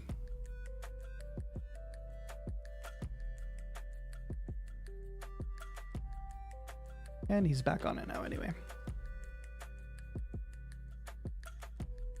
This is what I see.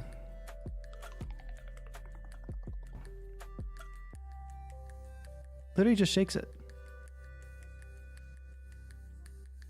I'll grab him.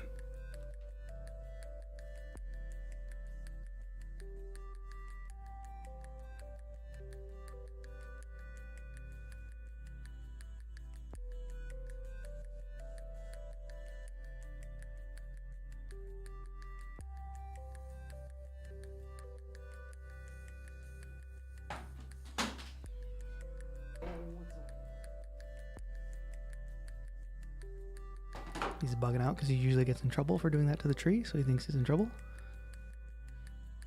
Say hello. All right.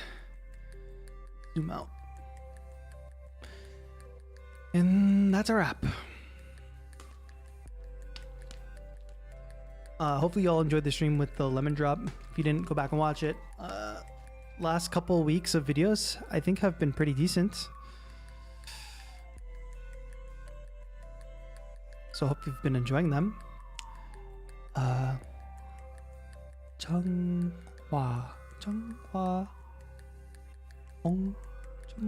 Hong Yon. Interesting. I'll check it out. All right, everybody. That's gonna be it. Peace and love. Peace and love. Peace and love. See you next time. Follow me on Instagram. Follow me on Twitter. Next feedback stream will be next month. VIP members will be having a stream in June, so stay tuned for that. Early June, probably first Saturday in June, if not second, but I'll post about it. 감사합니다. Yes. All right, talk to you all soon. Have a good one. This has been TAETRO. I did it backwards.